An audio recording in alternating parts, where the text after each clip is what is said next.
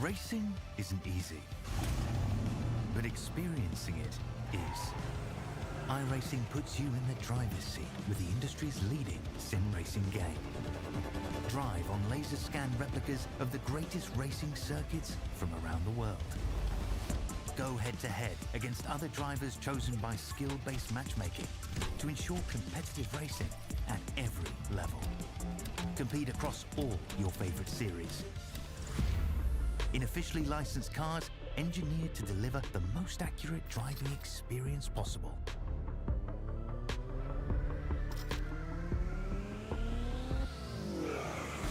Join a race or host your own with players from across the globe. Race against the computer or in a league with friends. Feel the thrill behind the wheel. Visit iRacing.com.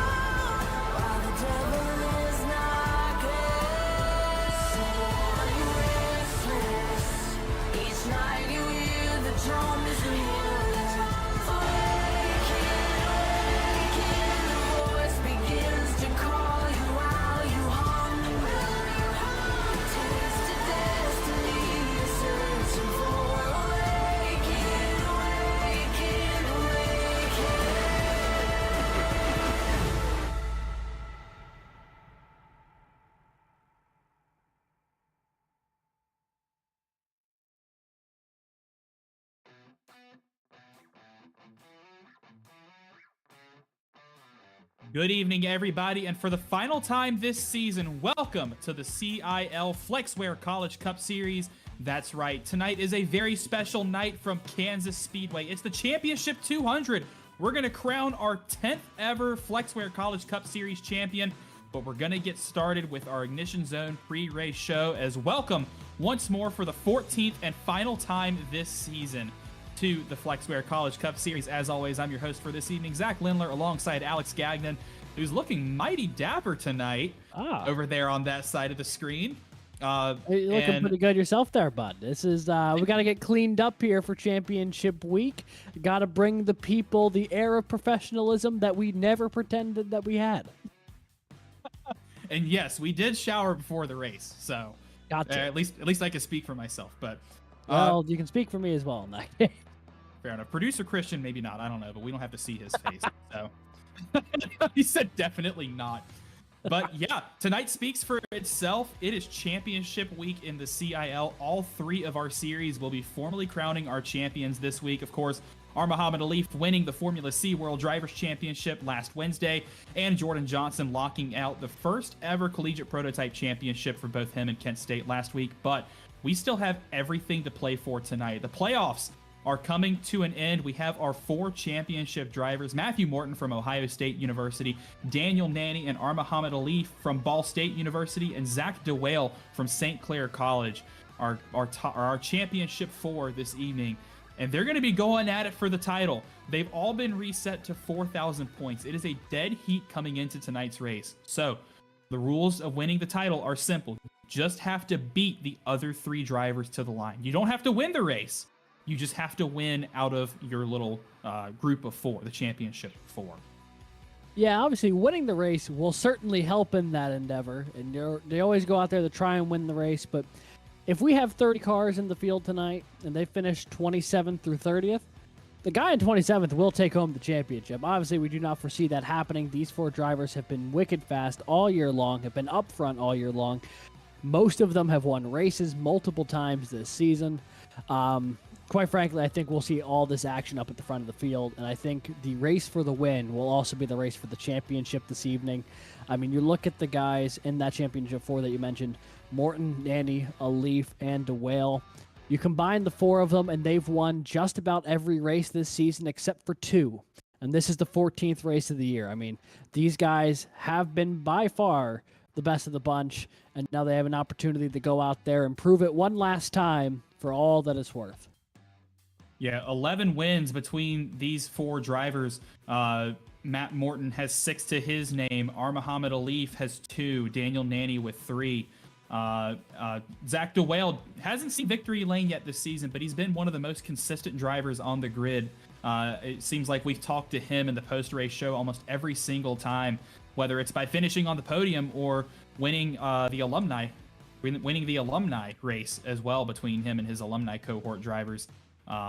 But yeah, just a phenomenal group of drivers. So much raw talent in this top 4. This is going to make a phenomenal race. And if it's anything like the drama we've seen so far in the playoff round, this is going to be a really interesting race that's not going to be done until, dare I say, the last corner of the season. Yeah, I'm about to say, if it's anything even just like last week, there's going to be fireworks. There's no doubt about it. I mean, last week we saw Daniel Nanny and Matt Morton coming to the line off of turn 4. They'd been battling lap over lap for each of the past 10 or 15 laps. A little bit of net code between the two ultimately put the 30 up and out of position. The one of Matt Morton ended up taking home the victory. But in a different situation without net code, that was going to be side by side all the way to the line. Who knows who was going to take it? And that's, I think, something that we could see here tonight. All of these drivers are so talented, and we've seen it through this playoff round where each of the races we came to before here were very similar in a mile and a half, very much in the hands of the driver type tracks, and these 4 excelled at it. And we have another one here tonight at Kansas where it's really going to be what can you make the most out of on track? How well will you be able to save your stuff for when it matters most? And I think we're going to see some fireworks at the end of this one. I mean, you just think of some of the stories that are coming into tonight. Even just short term, Daniel Nanny looking for revenge last week after coming so close to winning at Homestead and wasn't able to close it out. Matt Morton trying to repeat as champion. Nanny here as a rookie, first time in the championship 4 for him. And then you have guys like DeWale and Alif, who were both finalists in other seasons, but were not able to take home that championship crown. Could tonight be their night to finally put a stamp into the CIL history books? And we mentioned that when we talked to DeWale after the race last week. We asked him, you know, this is going to be your 4th championship 4. You've been in 3 previous championship 4s, and all 3 times you've come runner-up. Will this be on your mind tonight? And he said, yes, absolutely. It's gonna be on the back of his mind, no matter how much he tries to get it out of his head. But with a track record like that, the momentum for DeWale certainly not on his side. He doesn't have the best record this season of the drivers, but I think he's got enough teammates out there on track with the Orange Wheel Racing squad, with Virginia and Clemson and some of the other drivers. He's going to have a lot of help. The same goes for Muhammad Alif. His 2 wins this season have come on road courses. He won at Charlotte, and he won our first international race in Montreal. But there's maybe something a little left to be desired for him on the mile and a half tracks. He's got plenty of runner-up finishes, but he hasn't secured victory lane at an oval track yet this season. But I know that both he and Daniel Nanny have been working together, putting in a ton of practice this week to get ready for tonight. And then Matt Morton, of course, he's dominant. He's been phenomenal all season, but he's got to be able to finish the job. Will he slip up like he did 2 seasons ago in Season 8 in the championship race? Or will tonight be the night that we finally have another repeat champion since Jared Kaler in Season 5? Yeah, it's certainly been a minute. And I know, Producer Christian, you were talking about the point scenario here. So this is how we entered the playoffs. Those 10 drivers you see on the left side of your screen, those were the ones who, when they had just a few weeks ago, all 10 of them had a chance to win the Flexware College Cup Series champion. You see the 4 who have advanced to the championship race here at Kansas. Only one can be crowned champion here, and you can see that Ball State came into this with a lot of momentum, and they were able to carry 2 of their 3 drivers through. So going to be really interesting to see how this pans out. Morton and Nanny swept the playoffs between them. All 3 wins going to one of those 2 drivers, as has most of the season. The 2 have combined for 8 or 9 victories this season. So those 2, I think, really are the ones to watch. And if you're Muhammad Alif or Zach DeWale, the goal is to see if you can try and play spoiler here tonight in the biggest way possible. Yeah, and not only is the Flexware Cup Series Championship on the line for these 4 drivers. There's also a huge cash pot available that's going to be paid out to all of our top 10 drivers.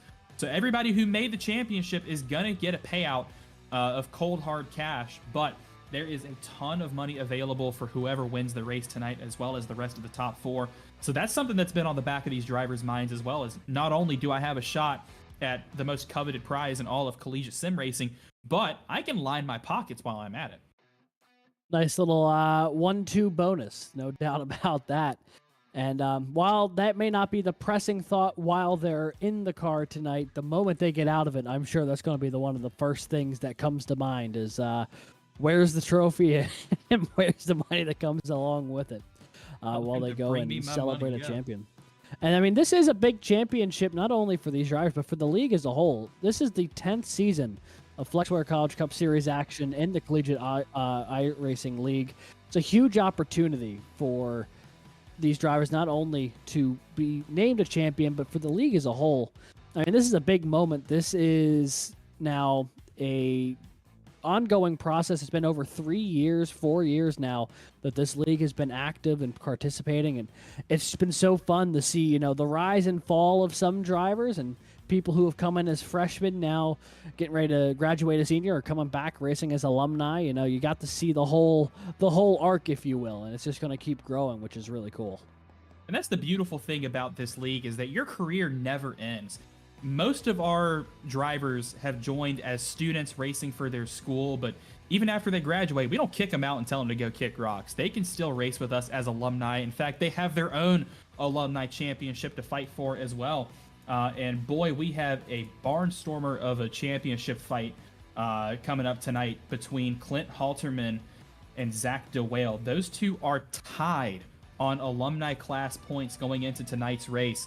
They both have 398 points apiece, but then you have Andrew Williams sitting in third, who's 21 points behind. So if something happens to these two drivers, Halterman or DeWale, Williams is there ready to strike and take that alumni championship. We also have opportunities for our drivers to compete on behalf of their schools. So looking at our school championships on the student side, Ball State is actually on top of that right now. They have a 44-point lead. So coming into tonight's race, they have officially secured the student school championship. So another trophy going in the cabinet for the Ball State program. And on the alumni side, UNC Charlotte has a 4-point lead over St. Clair College. So that super tight championship run on the student side, or on the individual side, is also translating to the school side on the alumni championship as well. So everything to fight for the boys with red banners tonight. Yeah, absolutely. I mean, there's going to be action all throughout the field. So even if you're not part of the championship 4 that are running for the overall championship here tonight, there's still a number of classes, both collegiately and individually, where there's going to be so much on the line. And I think we're going to see a lot of good battling throughout the field tonight for that reason, knowing that there's going to be so many people all still with something to drive for this late in the season, which is both a testament to the setup of this point system, but also just a testament to how well these drivers have been racing against each other. It's been a ton of fun to watch them all year, and we're going to have the luxury of doing it one more time here tonight in just about 20-ish minutes or so.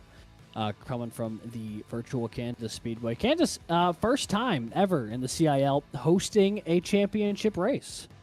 Yeah, it's a super fun track that our drivers love, and the bean counters behind the scenes who cooked the schedule this season, they decided, let's take a chance and let's go to Kansas. This has put on phenomenal races in the past. Of course, last season we saw the last lap desperation attempt, you could call it that, from Matt O'Brien when he made contact with Drew Williams on the last lap, and that handed, I believe that handed the win to Matt Morton. So no, it gave it to I'm blanking on his name. He was one of the alumni, Manhattanville College. Wow, this is really embarrassing. This is tough. Real tough. I know the school. I'm trying to remember the drive.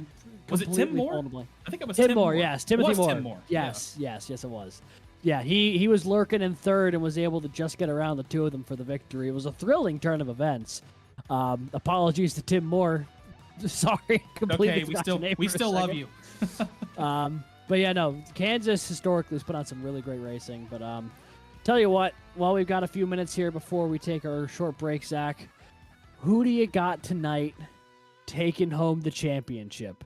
You got 4 people to pick from. Ooh. Daniel Nanny, R. Muhammad Alif, both of Ball State, Matt Morton of Ohio State, Zach Duel, St. Clair College. 25% chance to be right here. Who's it going to be? Well, these are the best odds I've had all season, but I'm going to go ahead and I'm going to pick Matt Morton to win the race. He's going to win the championship as well tonight. He's been incredibly strong in form on these 1.5-mile racetracks all season long, especially if we get a lot of green flag racing where he can play his strategies on fuel and tire conservation. I think he's got a really good shot to repeat tonight, and Matt Morton and Ohio State are going to walk away as FlexWare College Cup Series champions. What about you, Alex? Well, honestly, I think that's a pretty solid pick. He's got the most wins this season, so that is a pretty good testament to how he's been running this year.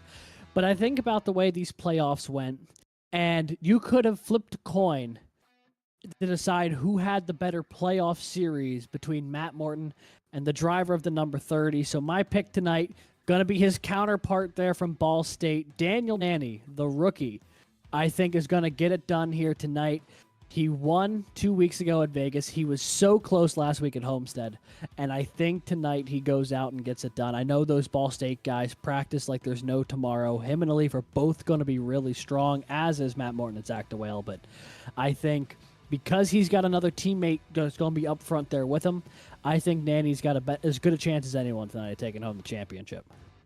Morton versus Danny, the title fight that we've seen coming for more than a few weeks now. Dare I say the favorites going into tonight's race.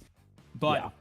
we're going to find out here in just a couple minutes. As you see at the bottom of your screen, that timer is coming down to the countdown to green. So we're going to take about a 5-minute break. We're going to let you all get ready to go grab your beverage of choice and maybe a couple snacks and tune in for tonight's Championship 200. We will see you all in just a few moments.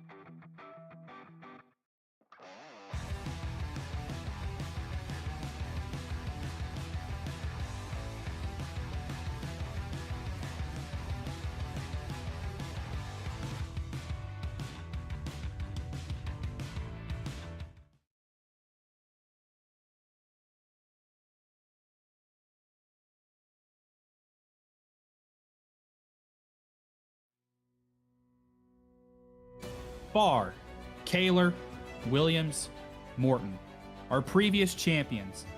The 4 drivers who have ascended to the highest level of collegiate sim racing.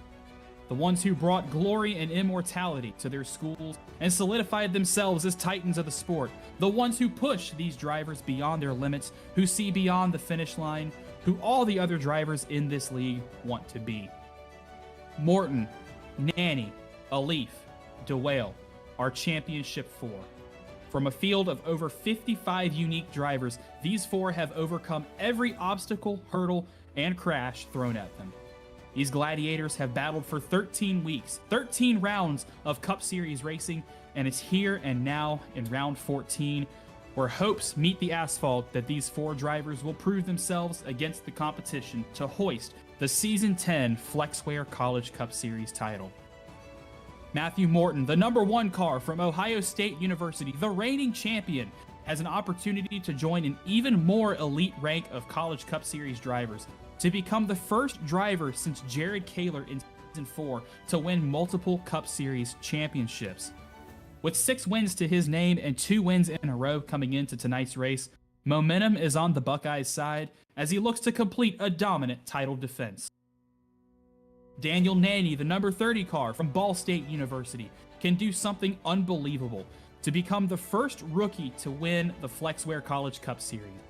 Never in the CIL has a brand new driver shown so much promise, so much speed, so much finesse behind the wheel. The reigning Daytona 250 champion can add yet another prestigious piece of hardware to his virtual trophy cabinet tonight and potentially shock the world.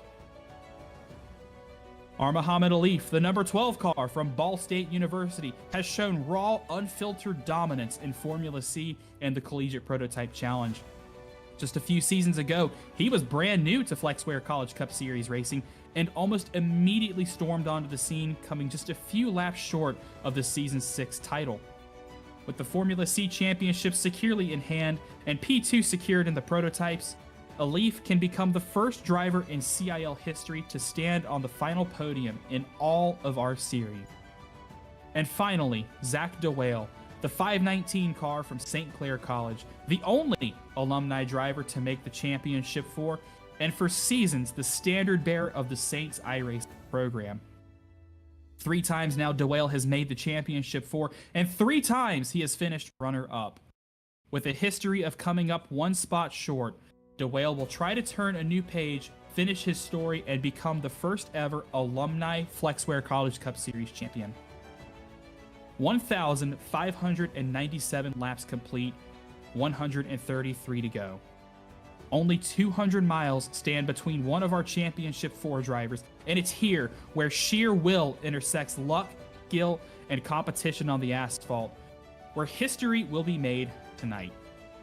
As the sun sets on the track, one of these drivers will rise to the occasion and achieve their destiny. This is the Flexware College Cup Series. This is the Championship 200 from Kansas Speedway. Welcome one, welcome all for one last race this season. As I'm your host for this evening, Zach Lindler, alongside the very dapper Alex Gagnon, and what more should we say? It's championship night in the College Cup Series. That it is. You can feel the anticipation in the air. Someone is about to do something to cement themselves into CIL lore for the rest of time. And we're only 133 laps away from finding out who it's going to be. Beautiful intro there, Zach, on setting up the stage here tonight. And I do think, genuinely, this is going to be potentially one of the closest title fights we've ever had here in the CIL. We've been doing the current NASCAR playoff format for a few seasons now, but I think the skill gap between the best and worst driver in our Championship 4 is very, very minimal. All 4 of these guys are so extremely talented. They run each other so well that it's really hard to tell who's going to have the upper hand tonight until they actually start getting on track and running some laps. There's not anyone who I would say is like gone in the way, oh, they're a given to win the championship tonight. All 4 of them, I could see a pretty realistic way how they could get it done. And really, even between all of our playoff drivers this season, the skill gap was almost negligible. A phenomenal lineup of drivers made it into the playoffs, and unfortunately, only 4 of those drivers made it to tonight to be able to compete for a championship, but I believe they are the 4 that best represent the skill and talent that we have here in the Flexware College Cup Series. This is going to be a great track or a great race, and what better track to host our showdown for the championship than Kansas Speedway. In the middle of the cornfields here, it's our field of dreams for 4 drivers. 1.5 mile, high-banked racetrack, asphalt surface, multi-groove, lots of passing opportunities around these corners. Battles are going to stay for laps and laps and laps after laps.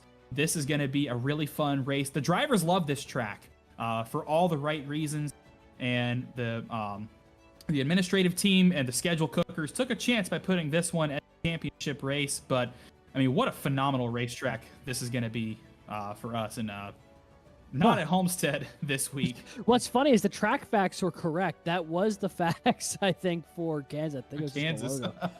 Interesting. Well, either way, this is the place you want to be. So Kansas Speedway tonight, we were talking about it. 1.5 mile track, high banked, a lot of speed, a lot of passing opportunities. And I think you're going to see that on display here pretty heavily. So here we go. On board with Kansas Speedway, 20-degree banking in the corners. 5-degree banking along these straightaways. Pit speed of 45 miles an hour. Not the easiest pit road to get onto, but not the toughest one either. But definitely an opportunity for some mistakes to be made if it's a green flag pit stop opportunity. And the first time we saw Kansas Speedway all the way back in Season 1. I mean, this has been a staple of the CIL for years now, and I think that's why it's found its place as the center point of the Flexware College Cup Series season this year. Yeah, this is a really fun track. Of course, we referenced the race from last season. It was a playoff race last season. In fact, I believe it was the cutoff race for our championship 4. Drew Williams, of course, about to win the race, was the leader going into turn 3, and then contact with Matt O'Brien ended both of their chances for the win, and Timothy Moore was able to sneak in and secure that win to lock himself in the championship 4. So already a history at this track, as you saw in the previous graphic. It's been here since the very beginning in Season 1. It was here last season, and it's here this season as our championship race. And I'm so ready. I wish they just go ahead and drop the green flag now. I'm so ready to go race. I'm excited, man. Yeah, this is going to be a blast. And, we're only a couple minutes away. Looking at the time, about 2 minutes here remaining in qualifying, which means it's just about time for these cars to start getting off track. And, Zach, I've got to ask you. We've, in this scenario, what do you think goes through these drivers' heads as they get ready after qualifying, knowing that they're about to strap in for the last time this season with an opportunity to win it all? Do you go about your prep the same way, or do you go about something differently, knowing that the stakes are higher in this situation? Well, I'm a pretty superstitious person, so if I was one of these championship 4, I'd be doing everything the exact same as I've been doing it all season. Eat your pre-race meal, go take a break before the race, put in your quali laps, get as good a starting position as you can, and then lock in, pull those virtual belts tight, and get ready for 200 laps of racing. It's a longer race tonight, 133 laps around this track, but this is going to go by really quickly if we have some nice flag runs. Yeah, there's no doubt about that. This is a track where you can really get some fast laps down. Speaking of fast laps, let's take a look here at Matt Morton's qualifying lap. One of our Championship 4 drivers. He put together a pretty solid lap here to try and get himself some good track position for this championship race. This is my pick. So down all the way into the apron, down the front stretch. Nice flat apron. Can really cut off a little bit of time here in qualifying. A little tougher to do that on older tires when that change of banking kicks in, but during qualifying, you can absolutely do it as he pushes all the way up toward the outside wall there, coming off of 2. And then going through 3 and 4, you see he's taking that high line around. Not the shortest way around this track, but the way to maintain the most amount of speed. And he deems that to be the best way to maintain speed on these qualifying laps. But during the race, you'll see cars go high, they'll go low, they'll go through the middle. There is a lot of different grooves that work on this track. Some are the shorter way around, some allows you to carry more speed through the corner. And it creates a very interesting battle of strategy of not only where your tires are at in that moment, but also how you feel your car is handling through the corner at any given point. I'm watching this lap and I'm looking, gosh, look how close, watch this, look how close he gets to the wall coming out of the corner. I mean, you could not fit, you couldn't fit between the car and the wall with how little room he's leaving out there on track, using every inch of asphalt to get around as quickly as we can. That was a pretty quick lap for Morton, and as the qualifying results continue to roll in here, we're going to wait for those to get finalized, and then we'll jump into our starting grid.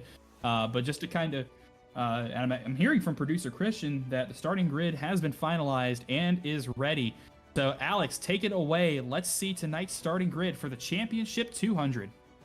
Well, one of our Championship 4 takes the pole here, then 30 of Daniel Nanny on the front row alongside the 077 of Clint Halterman, who's in that Alumni Championship battle tonight. Row 2, it's the 076 of Matthew Nordberg from NC State and Wingate's Brandon Schulenberger in the 7. Row 3, another one of our Championship 4, R. Muhammad Ali from Ball State University, rolling off 5th alongside the 100 of Jake Cummings. Zach DeWale, another one of our Championship 4, rolls off in 7th alongside Lucas Moody of Ball State. And row 5, it is the 88 of Andrew Stagey and the 199 of North Texas's Edwin Onofre. Looking a little further back, Landon Veliky for Auburn University will start to the outside of Ben Neller and Ball State. Row number 7, Charles Wembley to the outside, Michael Sidor for the Penn College of Technology. It's the 37 and the 15. Row number 8, Matthew Morton from Ohio State and Drew Williams from Clemson University. Row 9, Austin DeLong for PCT and Oklahoma's Sky Schreck to his inside. And rounding out our top 20, Kelton Quick and Nick Stockner. Remaining in the field tonight, it's the 76 from Drexel and Jason Wallet, the 121 of Andrew Burrell from Clemson. And the last row tonight, the 166 of Thomas Toomey from the University of Virginia and the 26 of Edward Sanchez. That is the 24 cars in the field tonight. They are now stacked up behind the pace car. We are half a lap away from championship racing here in the Flexware College Cup Series. Well, folks, every lap that has been turned this season, every incident point, every crash, every win, every position has led up to this moment. It is officially time to go championship racing in the Flexware College Cup Series. For the final time this season, the pace car makes the hard left onto pit road. We fly, says the front of Daniel Nanny's car, and he's going to get flying in the start zone. We are racing for a championship. Green flag at Kansas.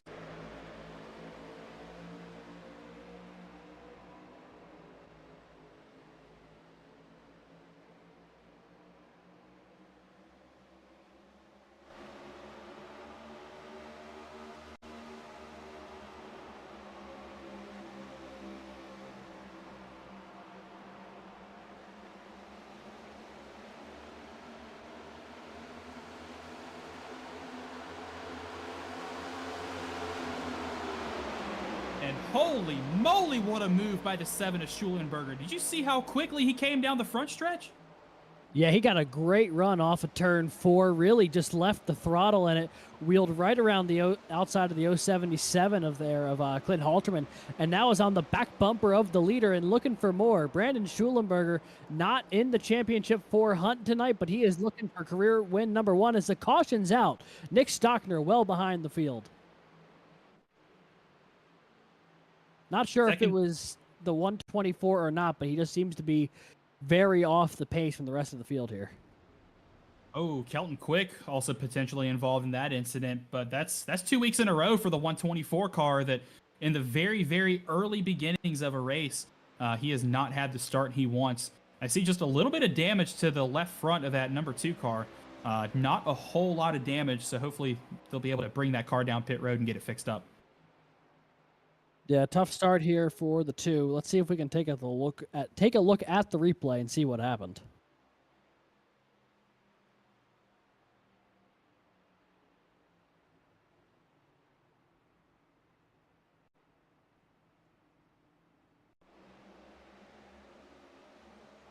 There's Kelton Quick inside of this 3-wide mess. Oh, goodness. And actually contact between the 15 and the 43 brought out that incident. I wonder how Stockner maybe got involved in this. Unless he just might not have been. He might have just been off.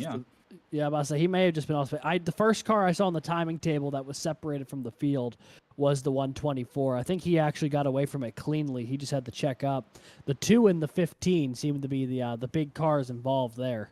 So apologies to the 124. That was me just jumping on the first car that I saw outside of the pack. But it is really the 2 of Kelton Quick who's got the majority of the damage here. Yeah, and that looked to be just like some really, really aggressive racing in the first couple of laps. We've seen some 3 wide up and down the field very early on, even when they were coming across the stripe to finish lap number 1. There were a few drivers 3, maybe even 4 wide up towards the front.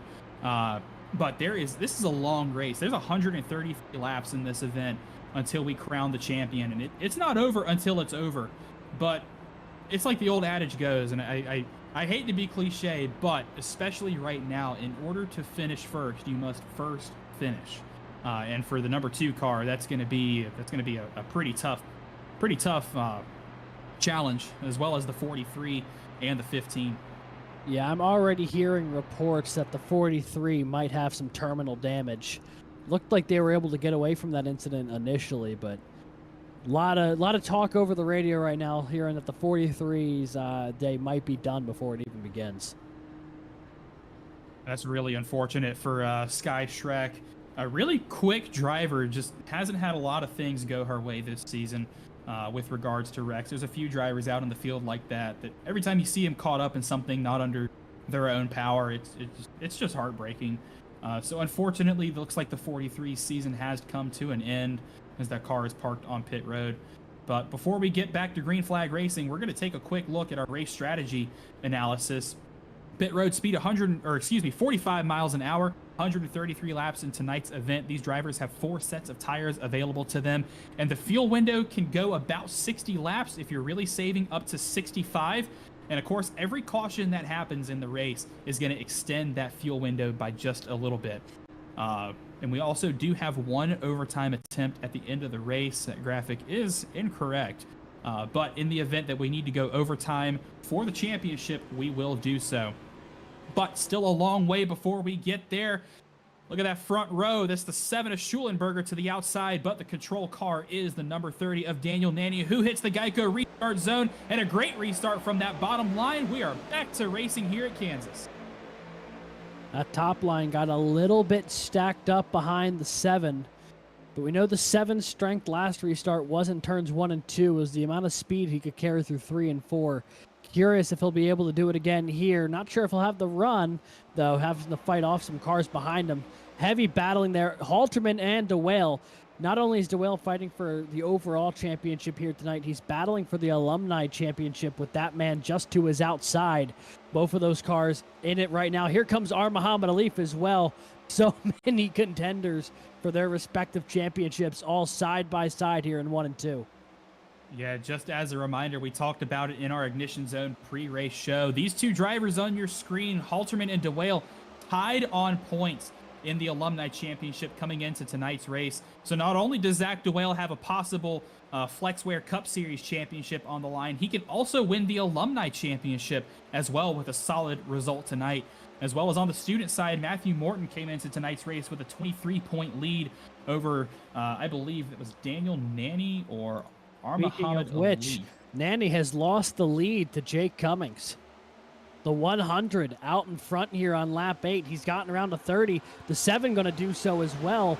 Nani will slide back to third, teaming up with R. Muhammad Alif, his teammate. Both of these guys running for a championship just ahead of Zach DeWale. But the Wingate cars really here to make a statement in the early going. They're running 1-2 right now as they make their way onto lap 9. We're in season 10, but it looks like seasons 1 and 2 out here with a lot of schools with teammates working together. You've got the 2 Wingate cars currently leading the field. Those 2 guys putting on a masterclass at the moment, but you also have the 2 Ball State drivers in Nani and Alif working together as best they can, although it looks like Alif has lost out on the back bumper of the number 30 car for the time being, but expect that to change in just a couple of corners here. Jake Cummings, the leader. Big news from him this week. He will be going back to the student class racing next season as he has accepted an offer from Converse University in Spartanburg, South Carolina, and will be their first entry into the Collegiate iRacing League next season. And we're super excited to welcome them in when it comes time in season 11. But for right now, could be quite the send-off there for Jake Cummings and that Wingate machine if he could cap off his time with them as with an alumni win. He already has won one race this season with his victory at Auto Club to open the calendar. But trying to make it win number 2 here tonight, or his teammate Brandon Schulenberger could be looking for his first ever CIL victory behind him. A couple of these non-playoff cars really taking it to those championship 4 right now. They are the first 4 cars. Zach DeWale back in, well, I was going to say 5th, but he's just gotten around DeWale's just gotten around Halterman. He is the car leading that championship 4, but a lot of cars not in the championship 4, all in the mix right now. As it looks like some contact. Whoa. Daniel Nani, Nick Stockner leaning on each other the entire front stretch. And can't imagine he's too happy about that. I was going to say Nani's going to be not happy about that at all. Stockner not really running for a championship here. He just wants a good finish. Nani in the title fight and one of the favorites to do it.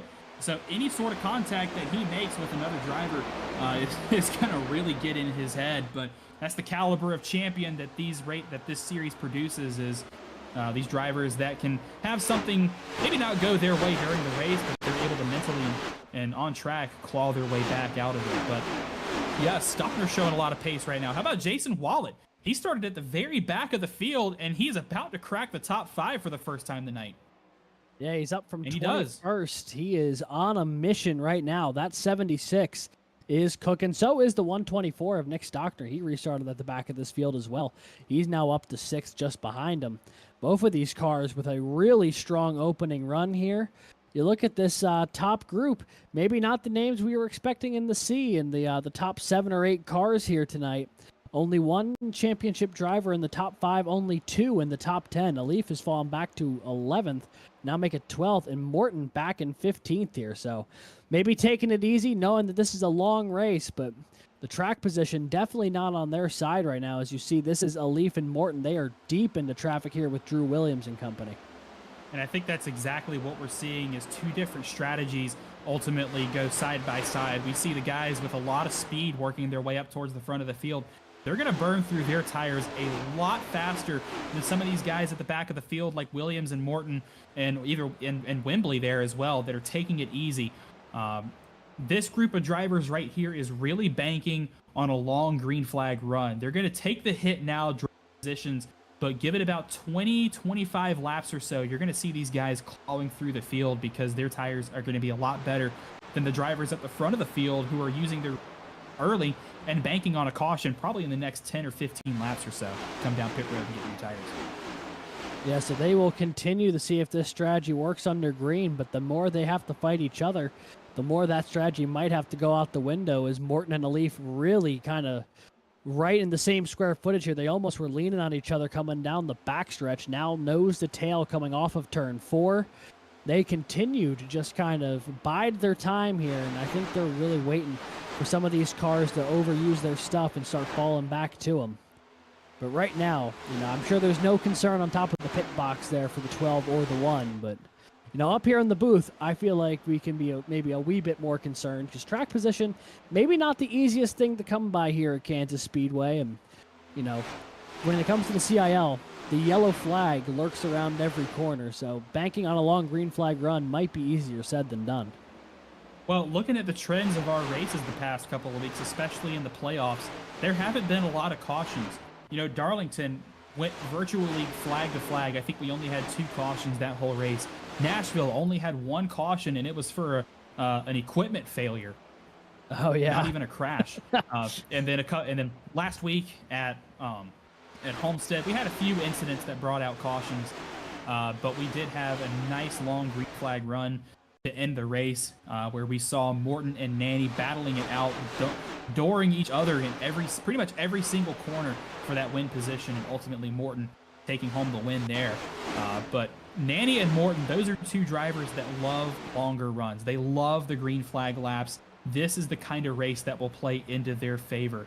Our Muhammad Alif, he's kind of in the middle. If it's a nice medium stint, about half to 3/4 of your tire window, he's got an insane amount of pace, but he's only been beat by Morton whenever Morton saves just a little bit more. He's got an extra 5-6 laps to get around Alif and take that win. So it all comes down to timing for Alif tonight. Zach DeWale really favors those short runs, but he's actually maintaining position right now. I figured he'd fallen back through the field since he was a little bit off pace just a couple laps ago, but it looks like he has reclaimed that 4th position, and maybe go time for DeWale as he's trying to get back up to the front of this field. But right now, the championship is going to go the way of Zach DeWale, and what a phenomenal result that would be for him. Like we said, he's been in the championship 3 times before this, and all 3 times he's finished runner-up. So a little sour taste in the mouth for that 519 St. Clair College. He would love to get the job done tonight and become the league's first ever alumni championship winner. You'd become the first ever Canadian champion as well. That is true. Actually, I mean, we've got 3 nationalities here across our 4 championship drivers, which honestly I feel like is pretty impressive. So multiple chances here. Him or Alif could become the first non-American born Flexware College Cup Series champion here tonight. Could be a very, very fun bit of trivia down the line.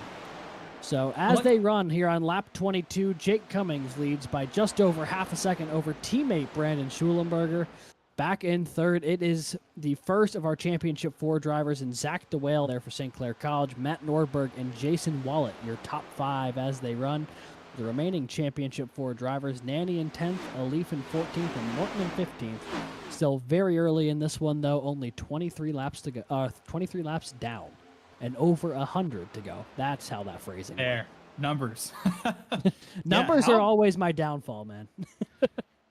How about Landon Velicky right now in 6th place? There's a driver that we don't really see up inside the challenging for the top 5, except maybe once or twice a race. But looks like that 62 Auburn car is engaged in battle with another Tiger car, although another kind of Tiger in Clemson with Nick Stockner.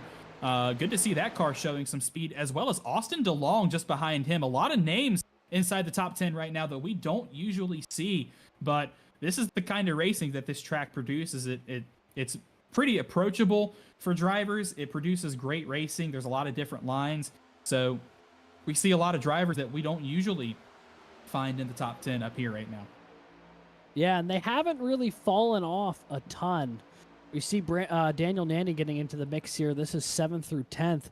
Velicky's got quite a few people behind him now, with DeLong and Onofre starting to creep up to his back bumper. But a lot of cars that maybe not typically in the top 5 in the top 10 here in that spot in the early going. It's been a lot of fun to watch as Velicky washes up the track a little bit.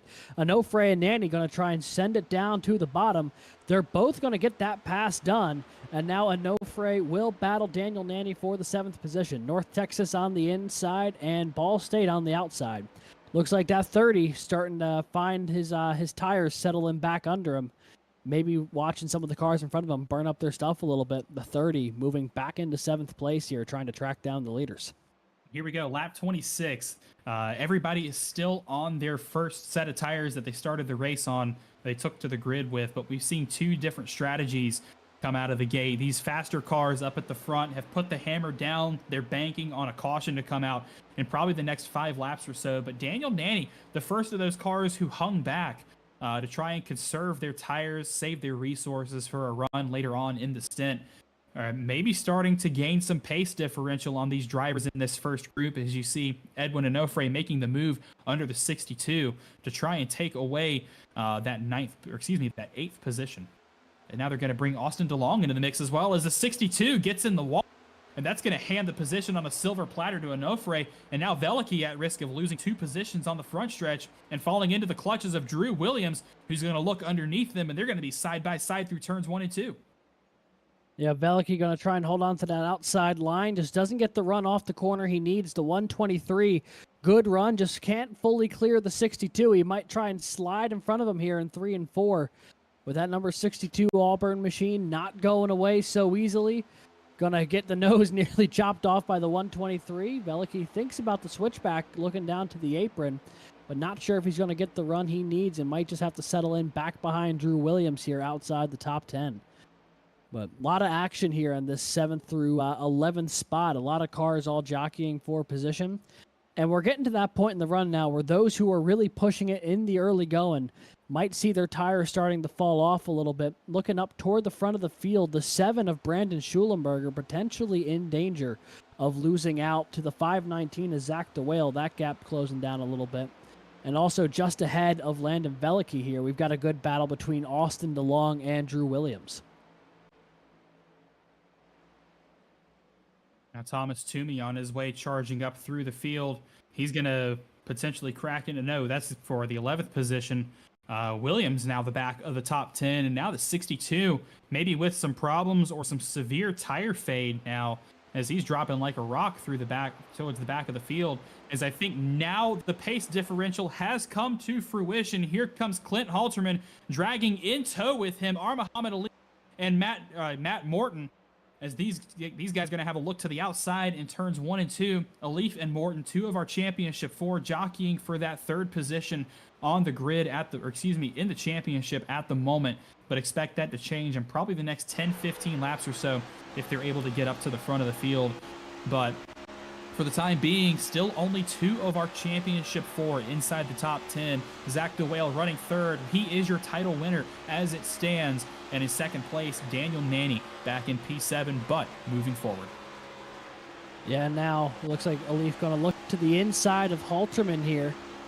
He still has Matt Morton behind him, which is going to be a huge advantage. It looks like one of the cars ahead of him clipped the wall, either Toomey or maybe Sanchez up ahead of him. Might have been the 26 who made contact with the outside wall. He saw all the sparks shoot out behind him. Going to distract the cars behind him just a little bit. Alif able to capitalize and get around the 077. And now he's trying to close in on the back bumper of Toomey here. Slowly he's working his way back toward the top 10. His teammate Daniel Nanny on the back bumper of Nick Stockner here, trying to take away 6th. Whoa, and Thomas Toomey tried to pinch the nose of the 12, but thought better of it as they came out of turn 2. Alif got a great run coming out of the corner and just merely inches off the wall. On entry, Alif is putting the hammer down right now. It is hammer time for him as he's charging his way up to the front. That he is up to 12th now and closing here on the back bumper of Edward Sanchez. You can see the pace differential here. The 12 doing such a good job managing his stuff in the opening 30-some laps. And now that is really starting to come to him as he makes his way back toward the front. His teammate Daniel Nanny doing very much the same. He's up to 6th. Zach DeWale, though, holding on to 3rd looking at that timing table. He hasn't fallen off a ton, although he is losing out time-wise to Jake Cummings. Cummings up nearly a second on the field as they run right now on lap 35. Yeah, this is a phenomenal run by Jake Cummings right now. This is the biggest lead that we've seen tonight. I want to say it's one of the biggest leads we've seen in the past couple of races, just because the leader hasn't been able to get away from the rest of the field. But right now, Wingate putting on a clinical, as you see it coming across the line to start lap 36. It's a 1-2. Cummings and Schulenberger working together as teammates right now. Cummings with the lead. Schulenberger maybe playing defense or will play defense in just a few moments when some of these long-run cars catch back up to him. But it's going to take a while for that to happen, as none of these long-run cars have cracked the top 10 just yet. The first one is Drew Williams, who currently sits in 11th. Yeah, and the one thing that we noted in that race analysis, that pit window, 50 to 65 laps, depending on how much you saved. We did have the one caution, but you got to imagine probably in the next 15 laps or so is when drivers are going to start thinking about coming down pit road under green flag conditions. And this is really when the strategies are going to start getting interesting for some of these drivers. Do you try the undercut? Do you try and stay out on this set of tires? It's probably going to be a two-stop race at the way we're going.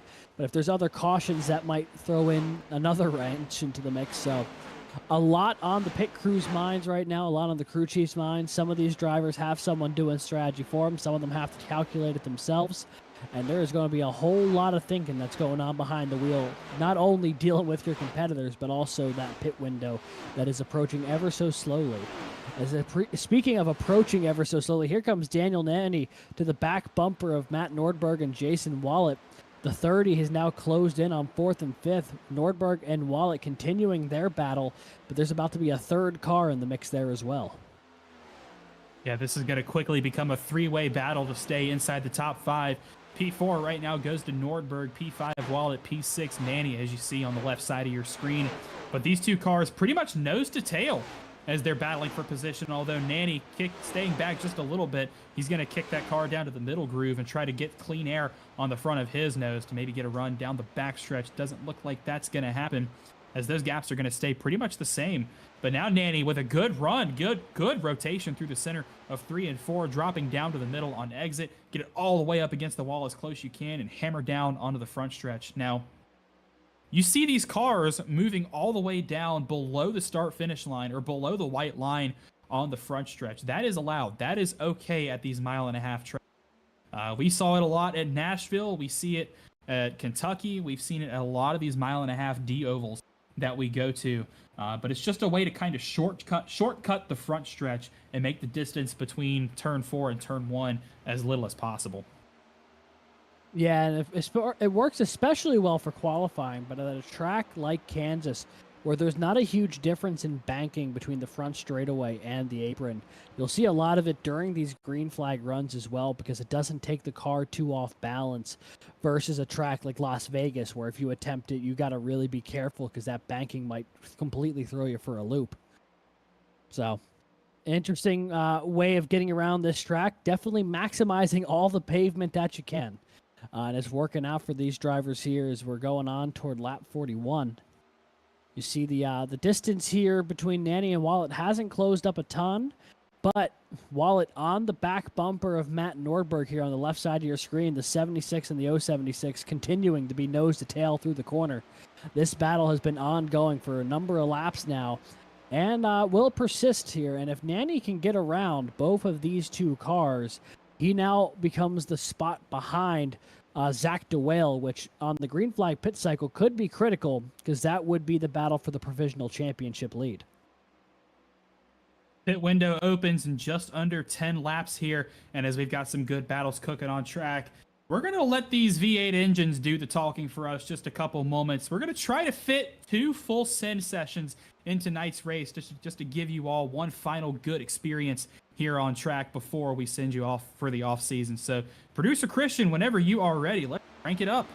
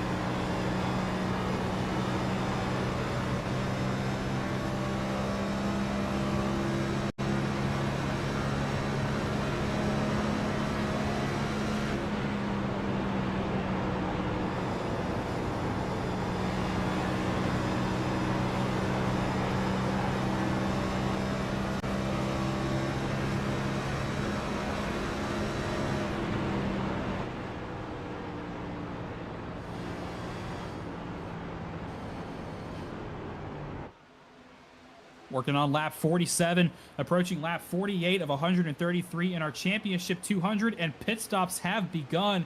A bit of a sketchy entrance there for Jason Wallet. You caught him slowing down as we rode on board with him during our Crank It Up session.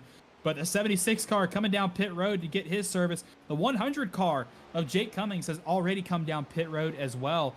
He cut right before the window opened, so the undercut happening already as we're going to ride along with Drew Williams here. Let's see what happened to him, potentially. Did he loop it coming out on track?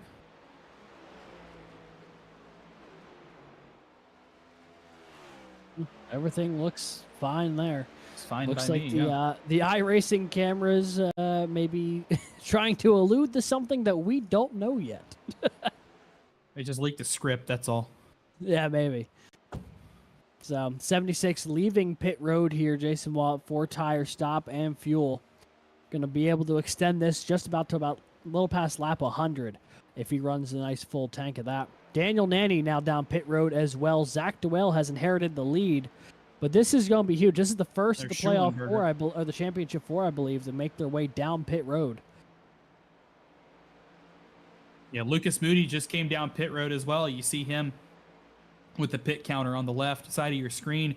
Right now, DeWale, Nordberg, Nofre, Stagey, Wembley, Alif, and Burrell, the only cars who have yet to come down pit road. Now, many of those drivers were among that group that really backed it off earlier in the race to try and elongate their tires, to try and keep those resources alive as much as they could. So I think we're seeing these two strategies now really split apart, where these long run drivers are going to stay out for another 10, 12 laps maybe. But those drivers who worked their way up through the field and got a ton of pace early on in the race came down pit road to get their service. So this is where the strategies converge, and it's going to get really interesting from here to the rest of the race as Zach DeWale has come down pit road to make his service stop. There's Charles Wembley as well with all 4 tires up off the ground.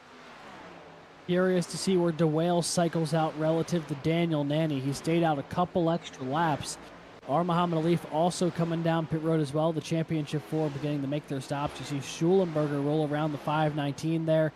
Daniel Nanny will not be too far behind. There he goes. So tentatively speaking, the 30 has gotten around the 519 for the championship lead, but the 519 will be on slightly fresher tires in the ensuing run.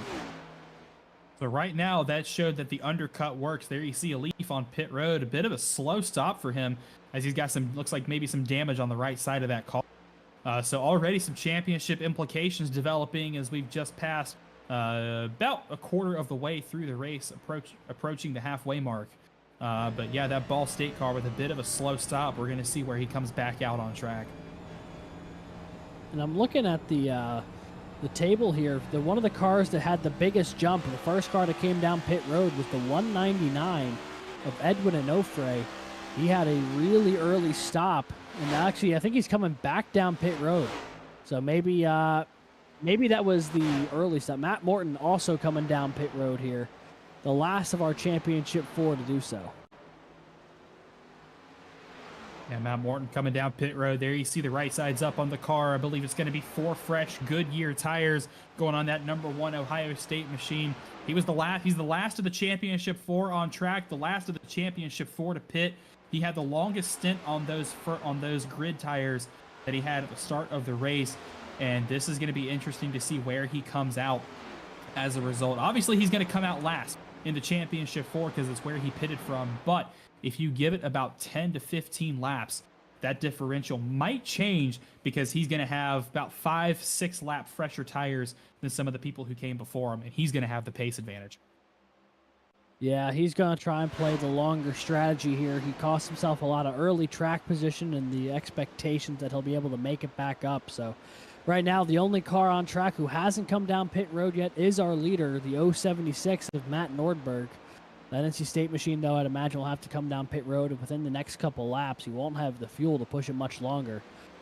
Jake Cummings, so far, the only car to currently unlap himself, and he will re-inherit the lead whenever the 076 brings it down pit road. And I think that fuel tank lasts about 60 to 65 laps, 65 laps at most. So he can make it to, I'd say, lap 68 with the caution that we had at the very beginning of the race. before that fuel tank runs dry. But Nordberg playing the long shot right now.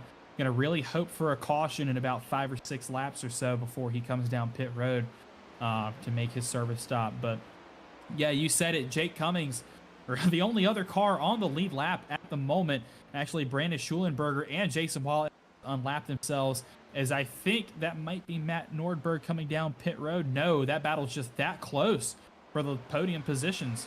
Yes, it is. There it is. Matt Nordberg, your leader at the moment. There you see the 76 and the 7 just got by him. Those two cars locked in battle. Next in line to unlap themselves is the 2 of Kelton Quick.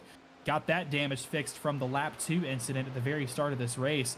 And just behind him, I believe that is going to be the 30 of Daniel Nanny. Yes. Now the big question is, how big of a gap does he have over the 519? You can see it there. The couple seconds separating the 30 and the 519 right now. Those are the highest 2 running Championship 4 cars, but they were also the first 2 to come down pit road. Alif and Morton, while farther back in the field, also pit later, so we could see all of them converge on each other as this race continues. But Daniel Nanny back on the lead lap here, currently scored in the 5th position. Zach DeWale in the process of unlapping himself. He'll probably be able to do it going into turn 1 here as he flies past the 076. So the field beginning to cycle through, and a lot of cars will get back on the lead lap here whenever the 076 has to bring it down pit road in a couple of laps. On board here with the 519 as he makes his way down the backstretch. Yeah, producer Christian just said the exact same thing that I was about to. Look how he tilts his head to the left whenever he's in the corners. That's how steep the banking is at this track. That it's so steep that it actually gives you better car control if you tilt with the car. So I kind of want to stay on this and watch for a second because it's kind of funny, I'm not going to lie. You got to respect it, you know, and you're looking at that gap. Less than a second between the 30 and the 519 right now. If DeWale can get up to the back bumper of Daniel Nanny, that'll be a huge opportunity for them to battle it out if he can get into the draft. Right now, though, hanging back just a little bit. It looks like a few more cars just behind him. Drew Williams, Clinton Halterman, both going to unlap themselves here. You can see off the back bumper there. A lot of cars all trying to get sorted around the 076 at Nordberg there. As there you see a few more cars are going to go by. The 1 of Morton, the 26 of Sanchez, the 124 of Stockner, all going to unlap themselves. And Matt Nordberg has got to be running on fumes right now, as that car's fuel tank, I think he's going to aim for it being completely dry. Maybe coasting on fumes coming down pit road.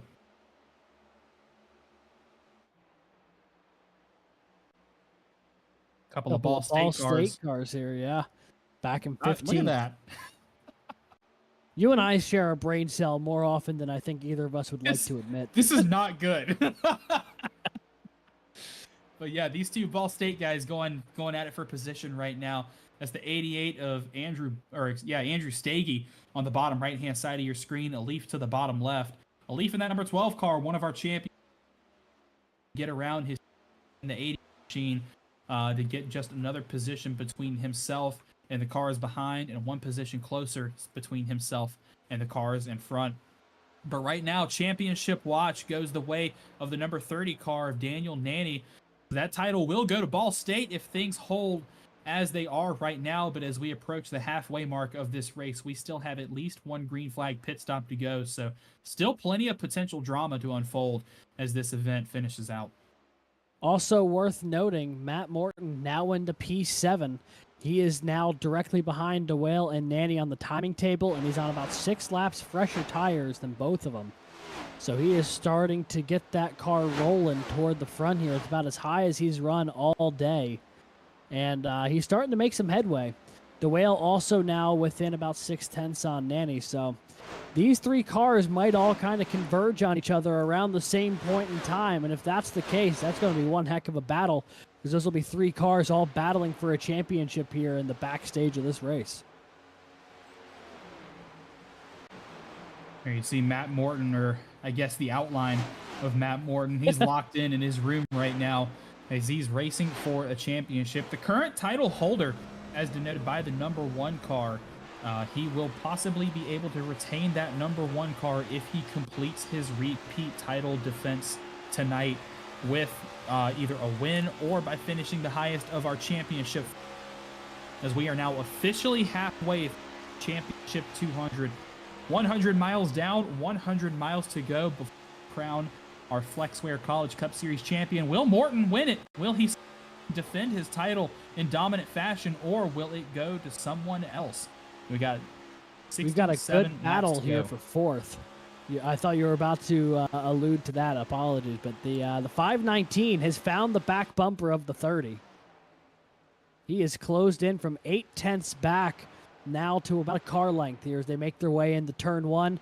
These two cars battling for a championship here. Nanny, his first attempt to win the Flexware College Cup Series championship. DeWale, right now in his 4th attempt to win it, has never done so. Both of them currently battling it out, and as they continue the battle, Matt Morton continues to loom in the background, getting ever so closer. But right now, DeWale going to see what he's got in the tank to try and get around the 30. And it's a real game of cat and mouse right now because you want to go and make the pass. You want to put yourself in position. But the harder you have to fight to take that position, the more you're going to burn out your stuff as the 1 starts to get closer. So you got to be really selective with where you pick your spots right now, I think, if you're the 519. Yeah, the 1 car about a second and a half in closing off of the back bumper of the 519s. There you see everybody coming through turns 3 and 4. To the very right of your screen, there's Matt Morton crossing the start-finish line now. But then you got these two drivers up here at the front. It's Nanny leading DeWale at the moment, but this battle is going to continue. This battle right here is for the championship winning position. You don't have to win the race. You just have to beat the other championship 4, and the Flexware College Cup Series title is yours. As there we see DeWale looking to the inside. Here comes the pressure getting in the mirrors of Daniel Nanny, looking for that clean air, and it works to his advantage as he's there to the inside. Almost contact between these two coming across the start-finish line, but they're going to be side by side going into turn 1. Nanny nearly tried clearing himself off the nose of the 519. Nearly went horribly for both drivers. Instead, the 519, trying to use the apron there on the front stretch to get a run, was side by side through the corner, has fallen back a little bit here on the backstretch, now lunging back in. Going to re-rack it and try it side by side again coming off of turn 4. Nanny and DeWale battling it out. The 519 does not go to the apron this time. The 30 trying to side draft him here for all it's worth. DeWale trying to lunge in and slide up, but he's not going to be clear, so he's going to have to pull back in alongside the 30. Nanny just continues to get the good run coming off of turn 2. DeWale gets a charge into turn 3 and 4, but is just not able to clear him, and the run that he gets, that Nanny gets off of turn 2 is just too powerful at the moment. Yeah, Nanny's got that exit of 2 absolutely locked down. That car is a rocket ship coming off the banking. It's about 2.5 stories worth of banking that car drops off of, so you get a huge momentum boost just from the force of gravity alone working on the car. But also, Zach DeWale was pretty solid with the side drafts down the front stretch. You saw him get all the way up to the rear, up to just underneath the rear spoiler of that number 30 car. And what that does is that's going to take the air running over the 519, force it over the spoiler of the 30 car, and that's going to create more drag, more force that the car has to overcome in order to accelerate. And that's actually going to slow the 30 car down the straightaway and pull the 519 alongside. We saw a really good example of that a couple of laps ago. And I thought it was really cool how masterfully the 519 used that to advantage. Yeah, but right now he is stuck looking at the wrong end of the 30 if he's trying to get in position to win this championship. Still trailing Daniel Nanny here as they make their way to lap 74. And the gap behind them to Matt Morton has shrunk to below a second here. So if you're going to make the move, you're going to have to do it now. As he looks to the inside of the 30 again, nothing going. And here comes the 076 of Matt Nordberg looking to unlap himself, potentially. He's on the freshest tires of anybody in the field. He ran that stint as long as he could, and now is starting to try and work his way back. So there might be 4 cars all battling for different reasons here. If Matt Morton gets to the back bumper of this, he's only 6/10 back as DeWale is kind of stalled out here behind the 30 of Nanny.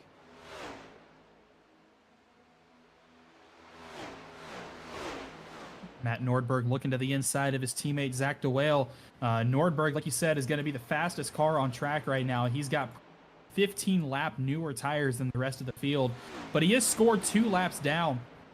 So he's going to need at least 3 cautions worth of lucky dogs to be able to get his way back onto the lead lap. Because he's 2 laps down, and he's got Kelton Quick, who's lapped down just in front of him.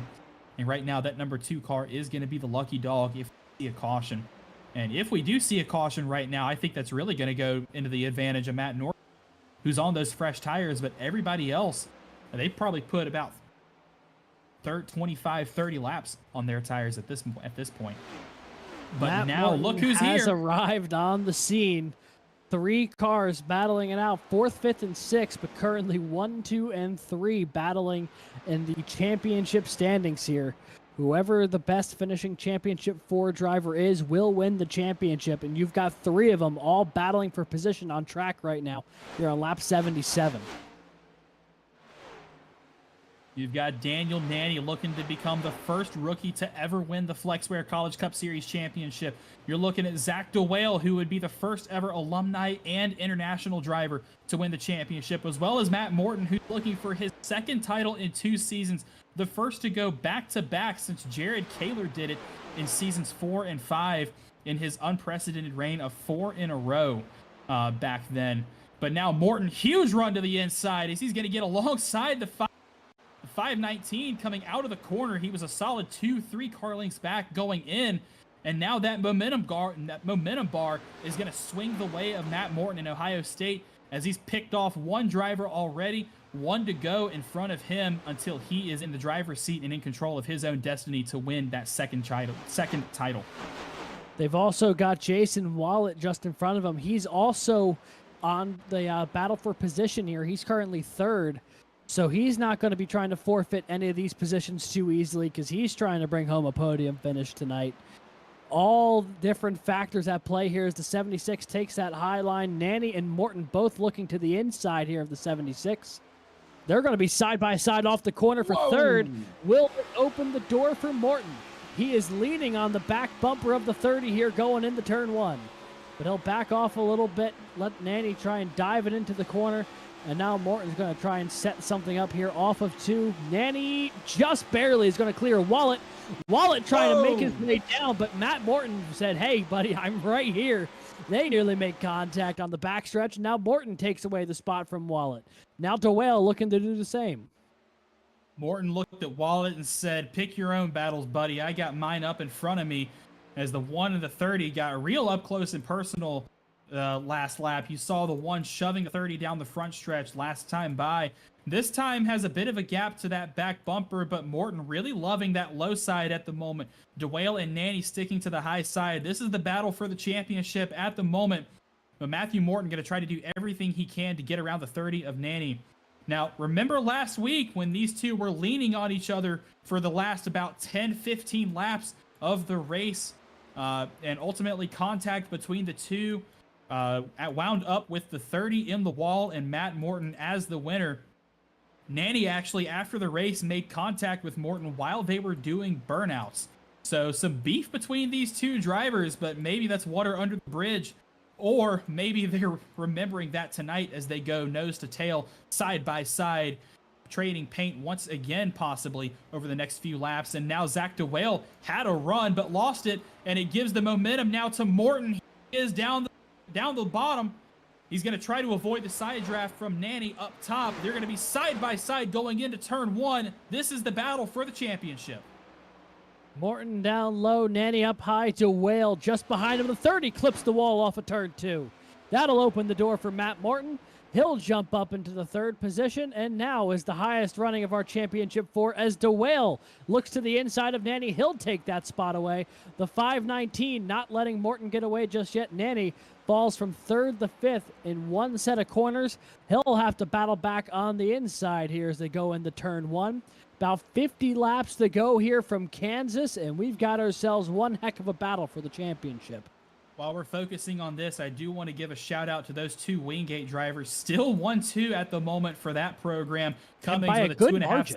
Yeah, 2.5 seconds over his teammate Schulenberger, and then another 1.5 seconds back to Morton. So these two Wingate drivers have figured something out on this track, and they have dominated tonight's event. But all the focus is going to remain on this battle right here for the time being. It's Morton ahead of DeWale, ahead of Nanny, and unfortunately, our Muhammad Alif nowhere to be found inside the top 10.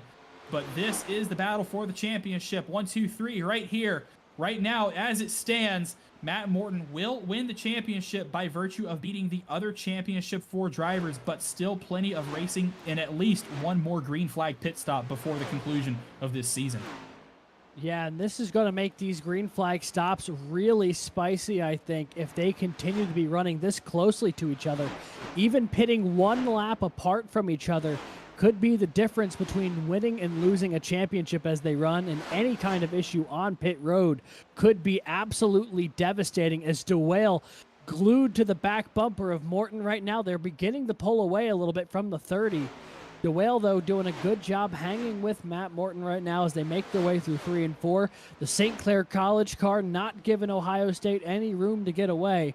And right now the Ball State machine of Daniel Nanny just trying to hold on to the back bumper of him.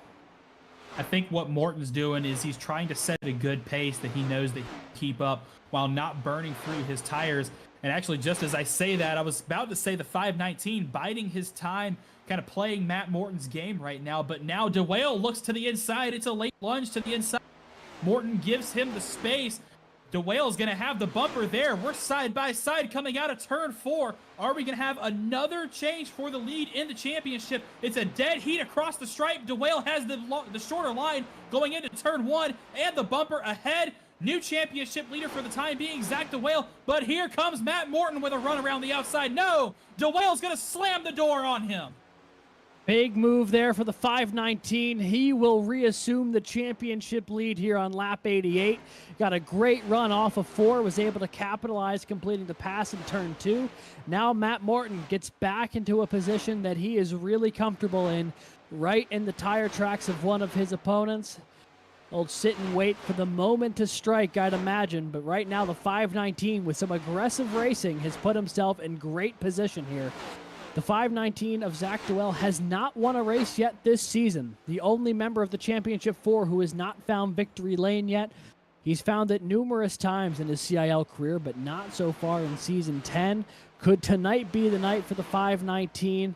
And even if it's not victory lane, I think the championship is probably more what he's focused on right now, as he has a mirror full of Ohio State right now. Matt Morton continues to hover within a car length of the 519, and Daniel Nanny slowly working his way back into the picture here as well. He was about 3 or 4 car lengths back.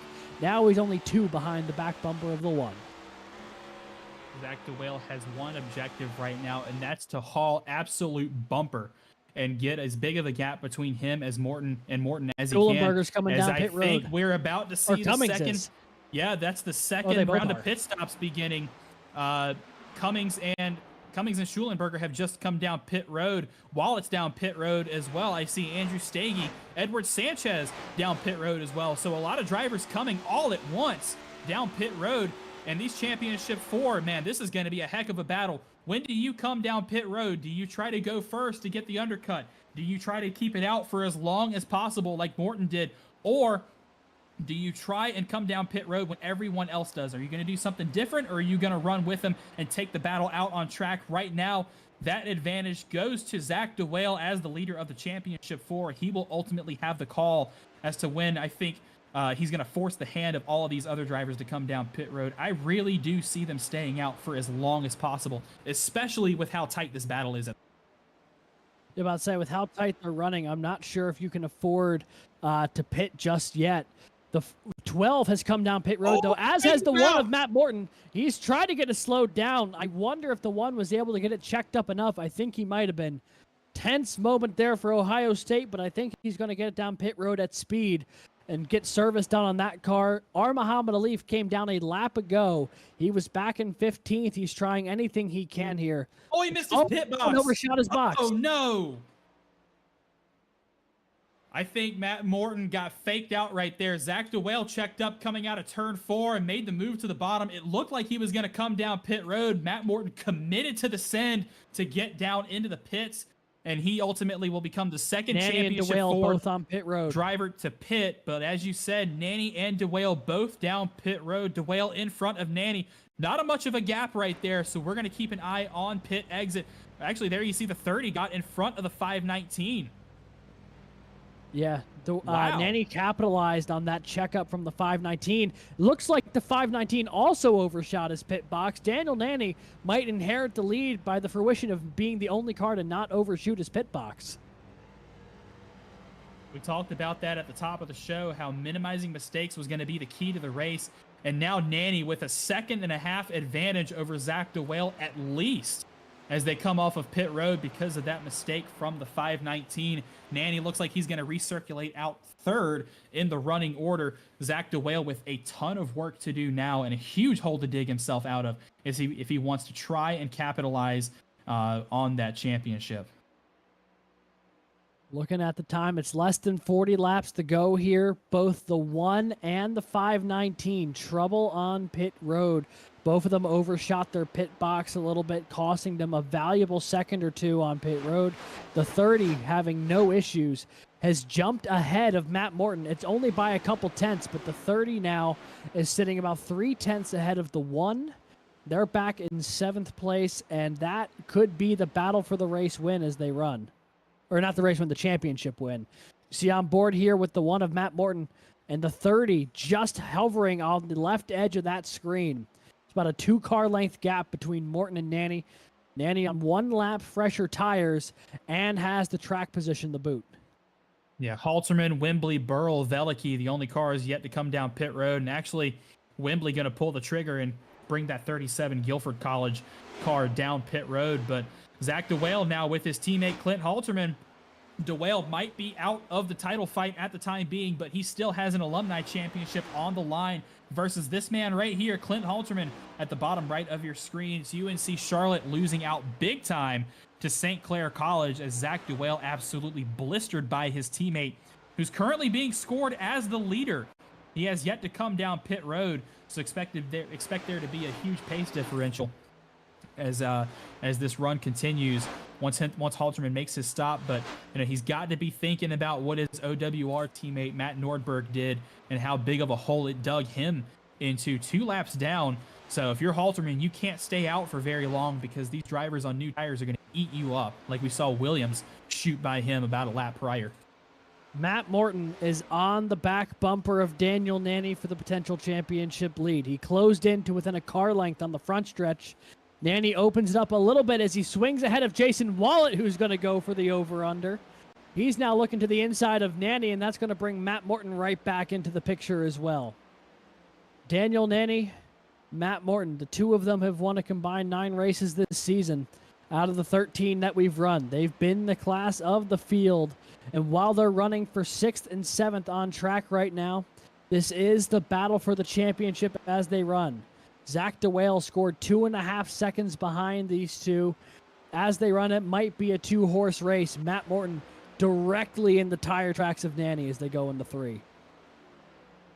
This battle came down pit road, and it has not stopped ever since. Morton with the mistake on pit road. He lost that position to Nanny, but he's looking to gain it right back. The number 1's under 30. He's going to be to the inside as they go side by side into turn 1. Where have we seen this before? Only a week prior at Homestead were these 2 battling for the win, but this time they're battling for the championship. Morton and Nanny side by side down the backstretch as we have 33 laps to go, this time across the stripe. And neither of these drivers are going to give each other an inch, not only for what they're fighting for, but also for how they've raced each other over the course of this season. They know both of these cars, if one of them gets away from the other, there's no chance at reeling them in. If you're going to make the move, you've got to make it now. Side by side, they continue through turns 1 and 2. Nanny running that middle lane to great effect. Morton running the apron. He almost is running the literal apron. He's so low on the track. Look how he dips those left side tires almost all the way down to that white line, running relatively dangerously close to it. If you touch that apron, that's going to really make your car understeering. Whoa, door! Nanny doors Morton coming down the front stretch. Message sent, signed, sealed, and delivered. as we got a championship battle on our hands right now, folks. Boy, you could tell there's still maybe a little bit of lingering bad blood from the incident last week at Homestead. The 30 making a statement there, coming down, a little bit of contact, saying, hey, you know, I remember what happened, and this is going to be a different outcome than last time. But Morton going to go right back to the inside, saying, I'm not afraid. Going to look into 1 and 2 and try and complete the pass on the inside. Nanny going from the middle to the high lane here through 1 and 2. A little bit of a longer run through the corner, but you get more speed on corner exit. Morton completes the pass, but the 30 now looking to the inside. And both of these drivers leaving everything out on track has invited Zach DeWale back into the mix. He's only a half a second behind these two, so very quickly, if the 1 and the 30 continue to battle like they've been doing, and in fact, right here, that's going to let Zach DeWale into the mix, and then we're going to have a 3-way fight for the championship. Where have I seen this before? Here we go, side by side coming down the backstretch. Nanny once again up high. Morton once again down low. He's got a nose to the corner of the 30. Morton down to the low lane. Nanny up high. DeWale just behind him down low as well. Coming up on the slower traffic of Matt Nordberg. Morton goes up above the apron. Nanny taking that middle line through. They both need to get around the 076 here through the middle of the corner. It might be 3 wide here. Yes, it is. And it will. Oh, and that terrible place for the 076 to lose connection for a second. That was almost catastrophic. The 1 going to jump back in line for a second. That might just be to collect his breath. There is nothing more terrifying to being in the middle of 3 wide and the car down low just disappears in front of your very eyes. But now Morton getting back to the inside here on the front straightaway. 25 laps to go from Kansas Speedway, and here comes Zach DeWale as well. 3 cars all battling for the lead here. 4th, 5th, and 6th on track, but 1, 2, 3 in the championship hunt. I think it's safe to say this is now a 3-car title fight for the Season 10 Flexware College Cup Series Championship. Daniel Nanny, the rookie, trying to get the job done like nobody's ever done it before. He would be the first rookie to win the championship. Matt Morton trying to get his 2nd in a row to be able to put on a successful title defense in dominant fashion. Zach DeWale trying to break his streak of 2nd place finishes. He in the championship. He's on the back bumper of Morton. They're going to be nose to tail, all 3 of them coming out of turn 2 down the backstretch. Title fight on. Let's do it. Strap yourselves in, boys and girls. This is going to be a phenomenal finish to this race. And it feels remiss to not mention that Jake Cummings has a 5.5-second gap over Brandon Schulenberger. Wingate crushing this race, but the championship fight just too good to turn away from. Morton and Nanny now side by side. A great dive in from Matt Morton. He's going to try and slide up in front of the 30 here off of 2. Barely clear, but he'll take that position away. Daniel Nanny now looking back to the inside. Switchback action for Ball State. Nanny now down low. Morton up high. And DeWale once again running that apron just behind him, watching these two consistently trade places. Nanny takes the lead again, and Morton back to the inside on the front straightaway. An exhausting level of passing between the 2 championship contenders, and Zach DeWale right in the mix as well. This is exactly what we wanted to see. This is why Kansas was chosen as the championship track. These drivers are trading positions. They're running side by side through the corners. They're not leaving an inch of space to each other. This is exactly what we came to see. This is the title fight that we were expecting between these two. But now Zach DeWale making his presence known once again as he's to the back bumper of the 30 car. And for the first time in this fight, Matt Morton has been able to clear the 30, and now he forces Nanny down to the inside. The 2 make contact. Will it be 3 wide? wide? Turn 1. They're going to be 3 wide, possibly coming out of turn 2. No! Zach DeWale backs out of it, does the smart thing. He's going to get a good run, though. Backs up his entry into turn 3 and 4. Morton with some good rotation through the corner. Nanny gets loose. The 2 make contact. We're fighting for the championship. In the wall. 30's in the wall. Oh, my goodness. The gloves are off. There's still 20 laps left. How on earth will they be able to maintain this pace? Morton, a car length ahead of Nanny, a car length ahead of DeWale. The 30 and the 1 throwing everything but the kitchen sink at each other over the past 15 laps. It's let the 519 close in as well, but this battle's still not over. Morton now down to the inside, Nanny up high. Both of these cars know how much this win would mean to win the Season 10 Flexware College Cup Series Championship, and they are leaving it all on the line here as they make their way on the lap 112. These cars running nose to tail. Nanny once again up high, trying to get that run off the corner. Going to creep back into frame here just behind the one. Can he get a run down the back straightaway?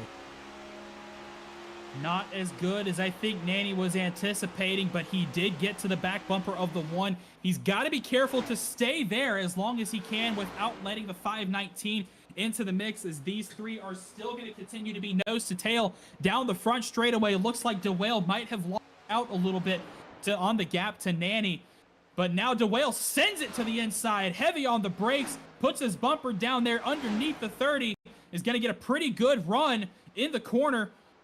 And I think he might have made up about a car length through the corner. These cars shooting flames out the sides of them as they drivers get off the gas. Very aggressive throttle, very aggressive braking. No holds barred. This is the run to the end. 20 laps to go. Jake Cummings and Brandon Schulenberger from Wingate have put on an absolute clinic today. They are both 5 seconds clear of the rest of the field. But this championship battle here, currently sitting in 4th, 5th, and 6th, has been some of the best racing we've seen all season. And forget all season, maybe in the history of the Collegiate iRacing League. Just absolute haymaker shots to each other. And now with 19 laps to go, they continue to run nose to tail. Daniel Nanny has lost out about a car length here on the one. Is he trying to cool off his tires to make one last run, or is he starting to run out of steam? It could be both the 1 and the 30. Like you said, throwing haymakers left and right, leaving it all out on track. But as they battled so hard, they burned up their tires and lost time to Zach DeWale behind. That's what allowed him to get back into the championship mix. So I'm wondering, is DeWale sitting back there biding his time, maybe going to try to mount a late race run to get by these two, because he will be theoretically on the better tires because he was not involved in that absolutely ferocious battle between the 1 and the 30. But no change in the order for the time being. Less than 20 laps to go in the Championship 200 and in Season 10 of the Flexware College Cup Series. We are coming down to the wire as the 1 looks to the inside, his preferred line. The 30 sticks with his preferred line, that middle high groove in turns 3 and 4. The 1 now has the advantage to pick whichever line he wants to run. Nanny's been forcing him down to the bottom in 3 and 4 pretty much this entire event. So he's looked very comfortable on the bottom lane as the 30 got a huge shot of the wall running that high line through turns 1 and 2. We'll see him move back up to the top in 3 and 4. Same thing as usual. Now Zach DeWale electing to run that very bottom line through 3 and 4, following in the tracks of Matt Morton. And it looks like Morton was able to capitalize on that mistake from Nanny and pull out to about a 6-7 car length lead in front of the 30 car. They've also reeled in the 76 of Jason Wallet. That is a car on the lead lap. He is currently running 3rd. That is a battle for position, and while you don't want to interfere necessarily with the championship contenders, you also don't want to give away a podium spot for free. So I think trying to traverse the 76 here could be a dangerous situation for the 1. Might be an opportunity for the 30 or the 519 to try and capitalize. How will Matt Morton try and get around the 76 here, if he's able to? Well, and if you're Matt Morton too, you can possibly use the 76 as a pick, because while you're side by side with him, you're making it so that both lanes in the corner and on the straightaway are virtually closed off to the 30, as now the 30 was able to get the draft from the 1, get back up to his back bumper, as the 1's looking underneath the 76 yielding the preferred line to Morton, doing the smart thing. Fair play to Wallet. He knows that these drivers are fighting for something bigger. But Morton not quite able to clear that Drexel car, as now here comes Zach DeWale. Huge burst of momentum going into turn 1. The 30 gets loose. He wiggles up the track as the 519 and the 30 are going to be side by side, but the 30 gets the better run down the backstretch. Advantage Nanny DeWale once again harder on the brakes, taking that shorter way around through turns 3 and 4. I'm going to lose my voice if this action keeps up. DeWale trying everything he can to get around the 30. He's been unable to get around him basically all night, but he's able to do it there. Zach DeWale jumps around Daniel Nanny for 5th place on track. Now 2nd of the 4 championship contenders. He'll slide up in front of the 30, but Nanny fighting back on the outside. Little bit of contact between the two down the back straightaway.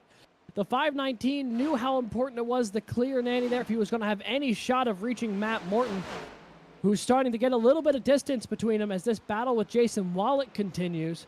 The one trying to do everything he can right now to let this battle going on behind him continue to generate space. DeWale, though, might be able to clear Wallet this time by and will have some clean track to try and get up the Morton. Daniel Nanny, though, still needs to clear Wallet. Yeah, Nanny really struggling getting around that 76, but he's finally going to get to his inside. Will the 76 be able to, will he be able to clear Wallet coming out of the corner? Yes, he will. So Wallet now out of the podium positions right now. Matt Morton, the highest championship 4 contender right now, running in that 3rd position. Again, you don't have to win the race. You just have to beat the other 3 drivers. 11 laps to go, Alex. The 519 hits the wall heavy there. Here comes a run from Daniel Nanny on the outside. The 519 going to close it off a little bit. The 30 gives him a shot into turn 3. You can see the gap there. 2 car lengths between DeWale and Nanny. Up to the rear bumper of Matt Morton as we hit 10 laps to go. Here from Kansas Speedway.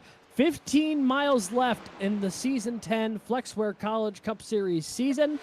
Matt Morton barely holding on to a lead here over Zach DeWale and Daniel Nanny. Now the one trying to break the draft a little bit down the backstretch. Here comes Zach DeWale to the back bumper of Morton. This title fight once again is picking up some steam. And here's that big burst of speed that I talked about just a few laps ago. Zach DeWale's been sitting at the back of this fight, biding his time, saving his resources for the opportune moment to strike. And now that advantage bar is going to swing in his direction as he's now up to the back bumper of Matt Morton. This is the closest DeWale has ever been to the Flexware College Cup Series Championship. He does not want to finish second again. Morton trying to retain. Nanny trying to become the first rookie to finish the job and get the championship.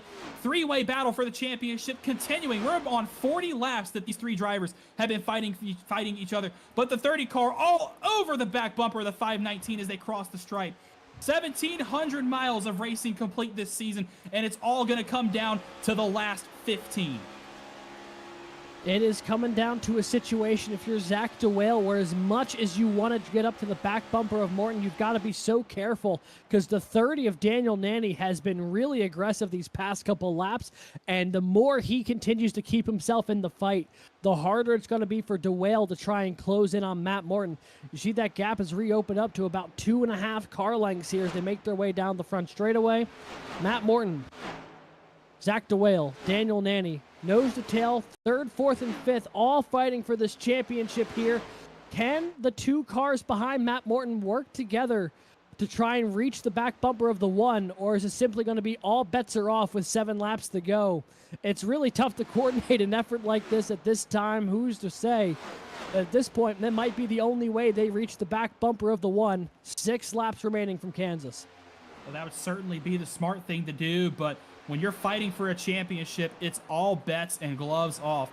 You're going to throw the kitchen sink. Hell, forget the kitchen sink. You're throwing the whole dang house at the car in front of you, trying to get by him. But Zach DeWale right now is in a tricky situation. He's got the hardest position on track right now to be in. A title fight, you've got a car ahead that you're trying to catch and a car behind who is hogging the lens in your rear view mirror, trying to get around you. And DeWale trying to do everything he can to get up to the back bumper of the 1. Nanny's to the inside. Nanny has a run. Here he is, down to the bottom. Do we have a late race surge from the number 30 Ball State car? 5 laps to go. That time by across the stripe. The 2 touch coming out of turn 2. DeWale will hold on to the position for now. Matt Morton was able to open up by about another car length there on the back straightaway. Here they come to the line, coming off of turn 4. It's 5 laps to go here. Jake Cummings handily in control of this race. He's going to go on with 4 laps to go to win this race, most likely. But the battle for the championship is anything but decided so far. Zach DeWale, Daniel Nanny trying anything they've got left in the tank here to try and clear Matt Morton. Matt Morton trying to defend for his life to become a 2-time CIL Cup Series champion. DeWale's there. He's there. He's got the opportunity to strike. Really, any of these three drivers could win the championship, but you're right. Jake Cummings, Brandon Schulenberger, the two Wingate drivers, masterclass of a race here today. But now Nanny looking to the inside of DeWale. That's the best thing that Matt Morton can possibly see out of his rearview mirror. Nanny shoves DeWale up to the wall. Somehow he stays out of it. That really throws off his sync. But DeWale going to have the run coming down the back straightaway. Nanny throws the block. The 30's in the wall. He blocks the ever-living Christ out of the 519 coming down the backstretch. And they're going to be too wide once again. 2 laps to go coming across the line this time by. The thing that I am floored about is that the one has not been able to gain distance while this battle is happening. Oh. The 30, a massive block nearly chopping the nose off the 519. Could have been catastrophic for both drivers. 2 laps to go here from Kansas. Matt Morton has not been able to gain any distance. Here comes a little bit of lap traffic into the picture as well. Matt Morton shoveled out to the bottom. Can he get the run here? Matt Morton and Daniel Nanny side by side. The 22 shuffles up to the wall.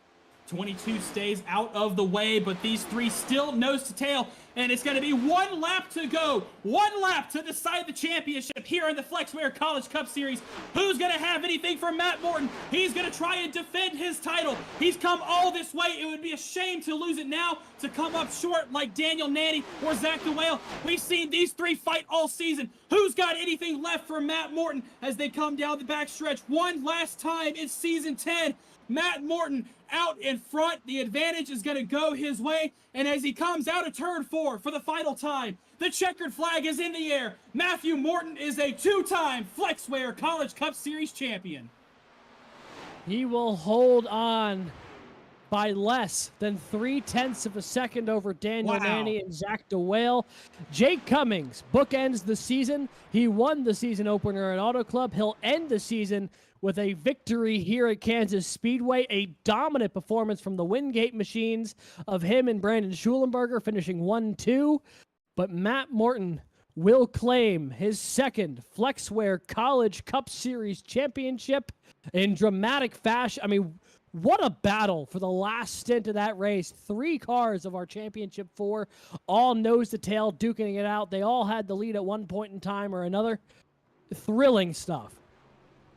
When Jared Kaler announced his sabbatical from the College Cup last season, we all wondered, would anybody rise to the occasion and take the Juggernaut's throne for themselves?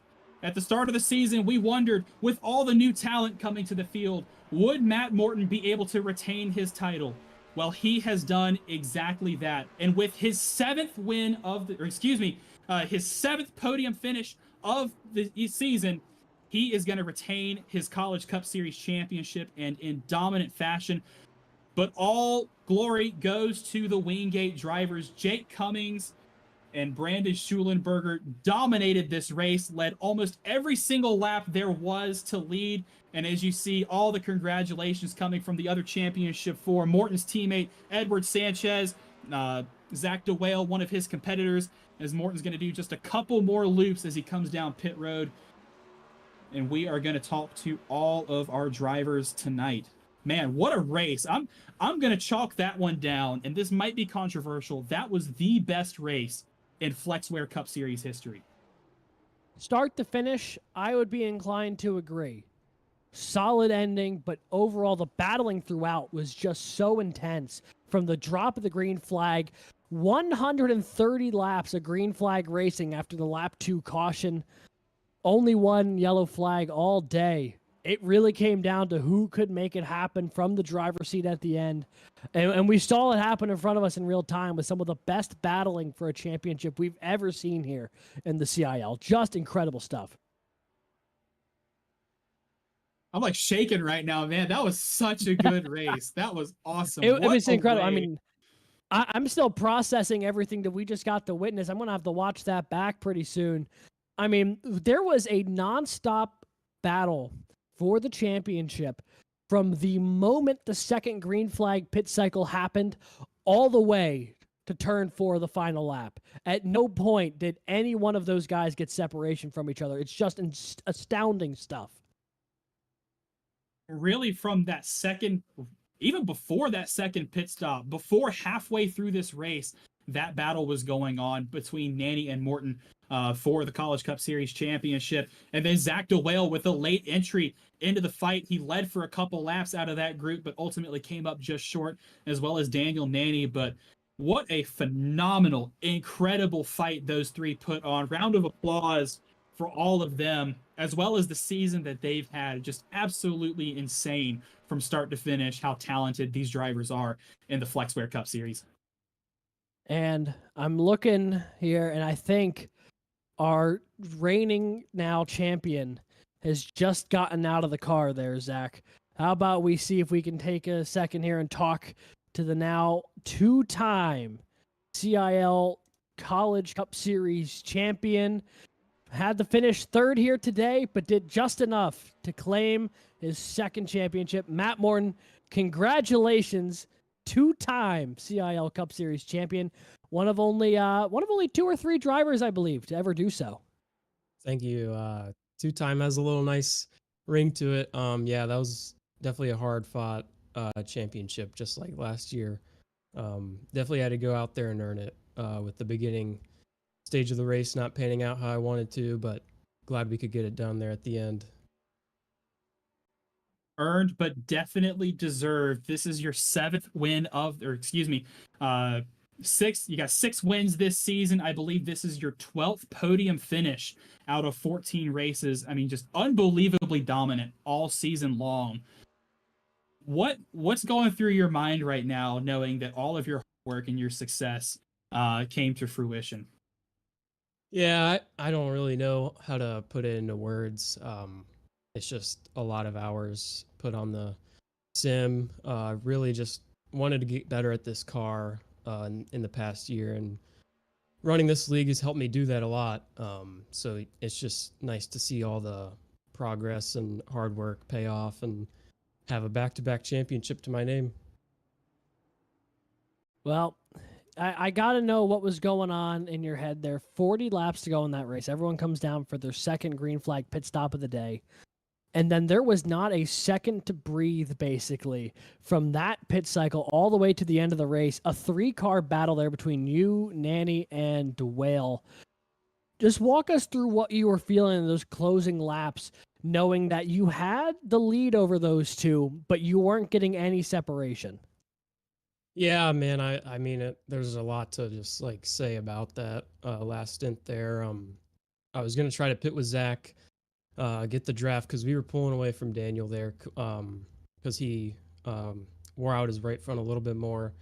So I was hoping me and Zach could pit together and form a little draft train and kind of just go one-on-one there at the end. But there was a little bit of lap traffic in our way, and I stuck with the plan to pit that lap, and Zach went 2 extra laps, so we were kind of off schedule there.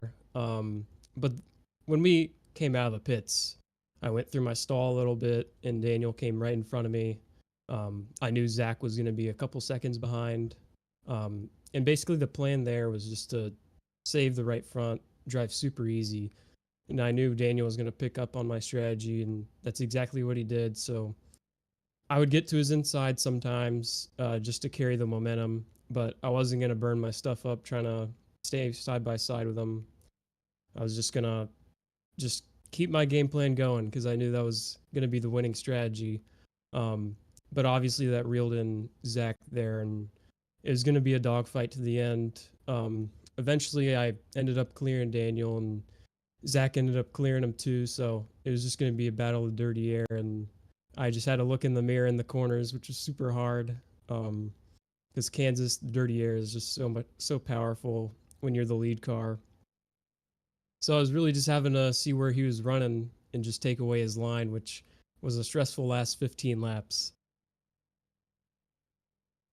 A little stressful for us watching too, but man, you put on a phenomenal show out there.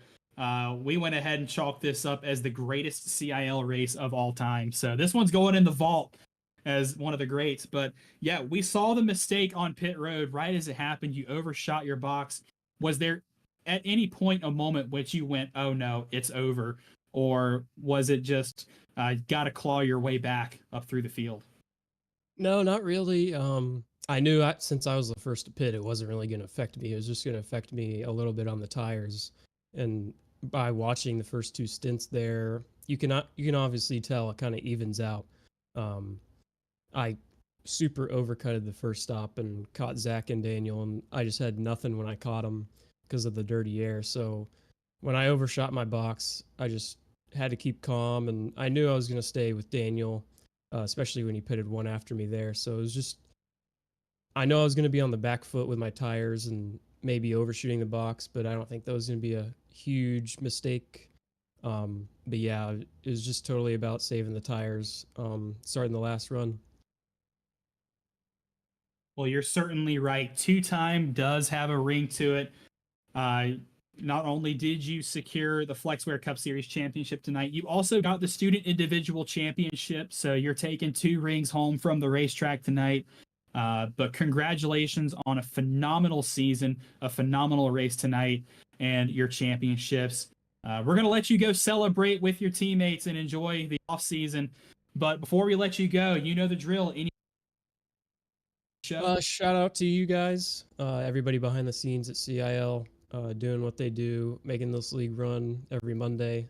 It's awesome to compete in it. Shout out to Daniel and Zach there for a good fight. It was just a battle there at the end. Um, Shout out people who have helped me, Matt O'Brien and Duncan O'Connor. I know they're probably not watching, but shout out to them. They've been on my box a few times this season. Shout out to my family for watching the streams. Awesome to receive their support. Shout out to my friends that are interested in what I do. And yeah, that's basically it tonight. Well, he is officially a 2 time Flexware College Cup Series champion and the champion this season in Season 10. Congratulations, Matt Moore. Enjoy your off season, and we will see you soon. Thank you guys. Go Bucks. You know what? I'll second that. I'll say it. Clip it as the Clemson fan. Go Bucks. He deserves every bit of that championship he got. What a phenomenal season and drive from Matt Morton. I mean, it was some really, really good stuff from start to finish. There, the one ran about a good a race as you could ask for in that situation, and didn't have anything for the people we're going to talk to in a second here, but was good enough to beat his championship 4 rivals and pick up his second College Cup Series championship. But Zach, I'm hearing by special request, our race winner and second place finisher are going to be interviewed together as the top 2 finishers, both from the same school. It's a 1-2 lockout for Wingate University. Jake Cummings, Brandon Schulenberger, welcome to the booth. Guys, you killed it tonight. Yeah, man. I have no idea. I'm gonna let Jake start because I have no idea. This came straight out of my butthole tonight. Where is it? There it Are is. you- There it is. The Wingate one too, man. I mean, that is so awesome. Honestly, it's a great dream come true for our last race as teammates together. I'm so happy about that. I knew that Kansas was going to be a good race for me, and I was hoping that Brandon would be able to kind of vibe off of that. I really loved the race here last season, and yeah, I kind of cooked in the AFIX right after that. So yeah, I was really looking forward to this race, and we got first and second, and right after that first caution, and I knew like, oh man, we really got something going on here. So yeah, I was really looking forward to seeing how it panned out. And I'm so happy that there were no cautions. I was able to just run everything beautifully, and Brandon was just far enough away from me that he was able to kind of defend from everyone else, and it just kind of evened things out for even when there was a pit strategy difference, and it was just a beautiful way to end it, man. I'm really happy about it. I'm not usually this emotional about things, I guess, but yeah, and then to win the first and last race of the season is really good. We've had a lot of ups and downs, but ending on this is the absolute perfect way. We were always talking about, me and Brandon and I were always talking about like, oh man, you got your first podium earlier this season, so now we have to get like, double top 5 and then double podium. But we went all the way, man. 1, 2. It couldn't be better. I'm so happy. Oh my gosh, I'm just like at the start of the race, I think I got Clint off of 2 on the first lap, and then Jake got in front of me, and then I was like, okay, I'm not long run hasn't been my specialty in practice. I'll kind of fend off for as long as I can until Jake, and then I was like, wait a minute, I'm actually kind of chilling here in P2. I started to pull away from the rest, and then just yeah, Jake was a lot better on the short run, and even the second half for the most part. He pitted a few laps earlier than me that first pit stop, and that got him a big gap. And from there, we were kind of just set sailing. And that whole last run, I was just waiting on those championship three to someone turn somebody and to bring out a caution. I was like, it's gonna put us in a weird situation. But if you could have told me that me and Jake were gonna finish 1-2 in the last race as us wing it teammates, I was like, you would have been you. I would have not believed you whatsoever. So this is just you can't write a better script for the last race for us.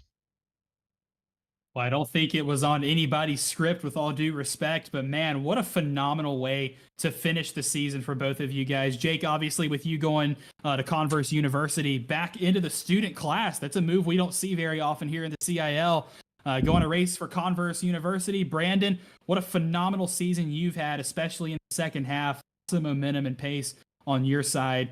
Jake, like you said, bookending your season with wins. Brandon, another podium finish. I believe that puts you on 3 for the season in the past 3 in the past 7 races. So what does that mean for you guys going into the off season and next season? Oh man, you start, Jake, Brandon. all right, I'll start. Well, okay, all right, whatever. I think the first thing is with that no winged on the side of his car, I'm gonna have to stop giving him so many breaks when we're racing each other. Uh-oh. I'm gonna have to start racing him a little harder. But that's definitely. I mean, obviously, we're still gonna work together. We're gonna be in the same parties, talking to each other. Nothing that's gonna be changed, I guess. But definitely, it'll be weird not seeing Winged on his car. I mean, obviously, without Jake, I would be nowhere close to where I am at this point. He's the guy that really got me hooked on iRacing and really started practicing and working You, hard on it. you So finally said it because I'm here to make sure he does. He wouldn't say it the first 2 times. the first 2 podiums, I didn't shout out him or Edward, and they gave me so much crap for it. But like without Jake, I mean, I would be nowhere close to where I am. So he deserves a lot of the credit for where we've come, and even him, his oval racing has took such a leap in the last 2 seasons, and it is like it's just so cool to see for him and just the way we've worked together and how we both continue to push each other. I guess it's my turn. Yeah. Honestly, he recapped it really, really well. I remember it was the fall of 2022, and I had made the NASCAR College iRacing Series race at Homestead barely, and I didn't even know Brandon at the time, but he heard about the race from his friends, watched it, saw there was a guy from Wingate, found me on Twitter, and we met up like a couple days later because we had a class in the same building, and it just skyrocketed from there. I got him to get a little more involved in iRacing, got him to race in this league on the oval side at least, and it's been a really, really fun partnership, and just seeing us grow, especially this season, even though I'm not a student there anymore. We get to work the way we work together and the way we've kind of grown off of each other.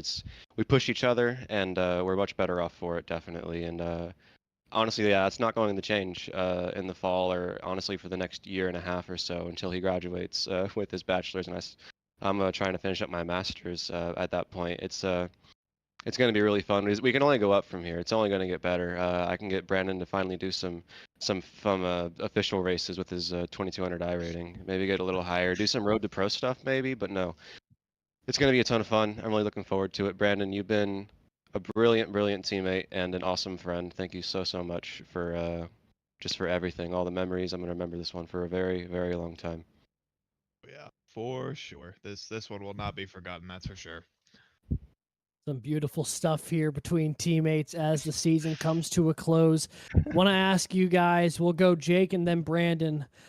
Any final thoughts or anyone you'd like to shout out here tonight?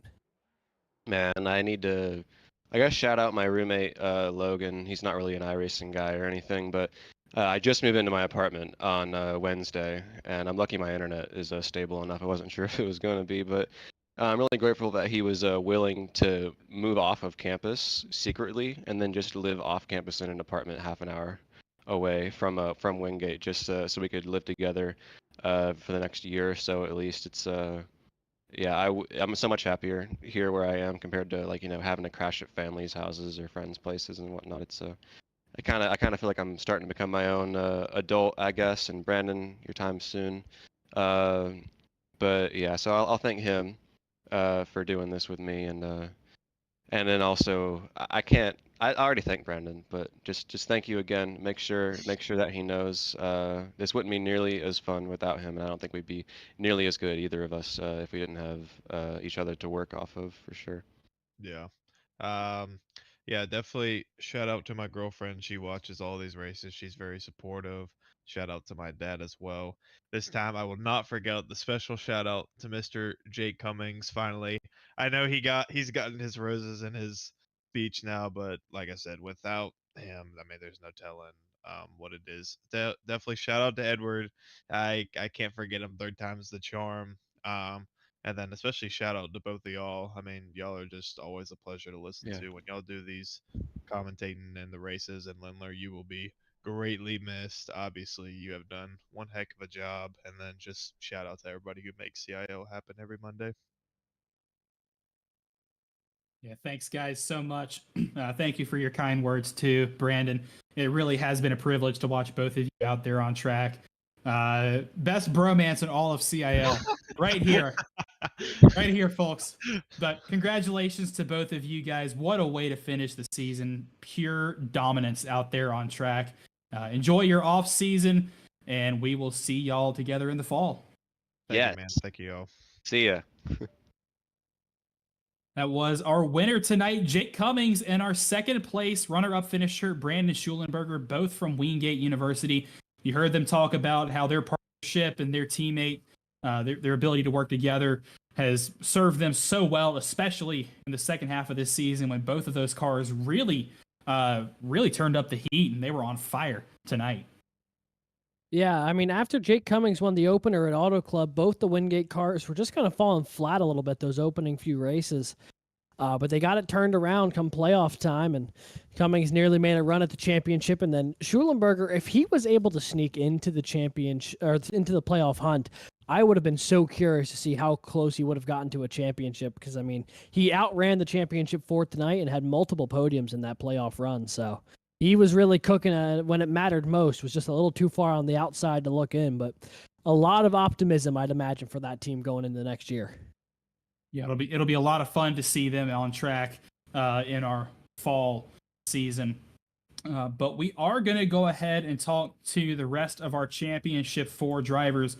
First, we're going to talk to Zach DeWale from St. Clair College. He finished 3rd in the championship, but congratulations by virtue of beating Clint Halterman. You are the alumni champion in the Flexware Cup Series in Season 10. Congratulations on that.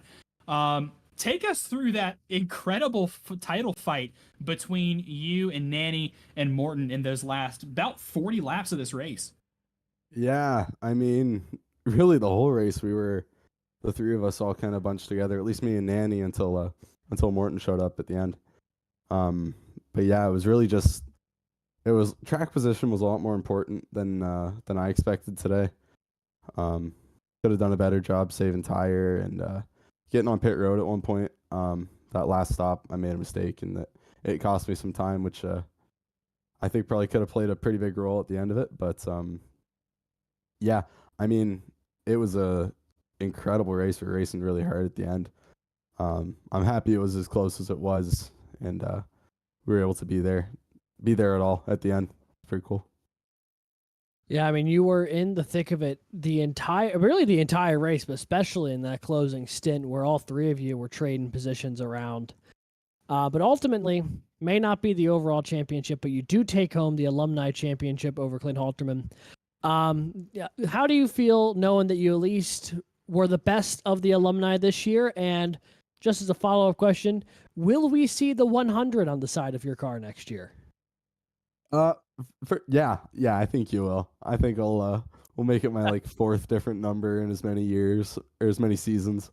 But yeah, you'll definitely see that on the car, and it's pretty cool. It's a nice confidence boost after it was at the end statistically like pretty good season, but still not getting the win. Getting that the alumni championship is a good confidence boost.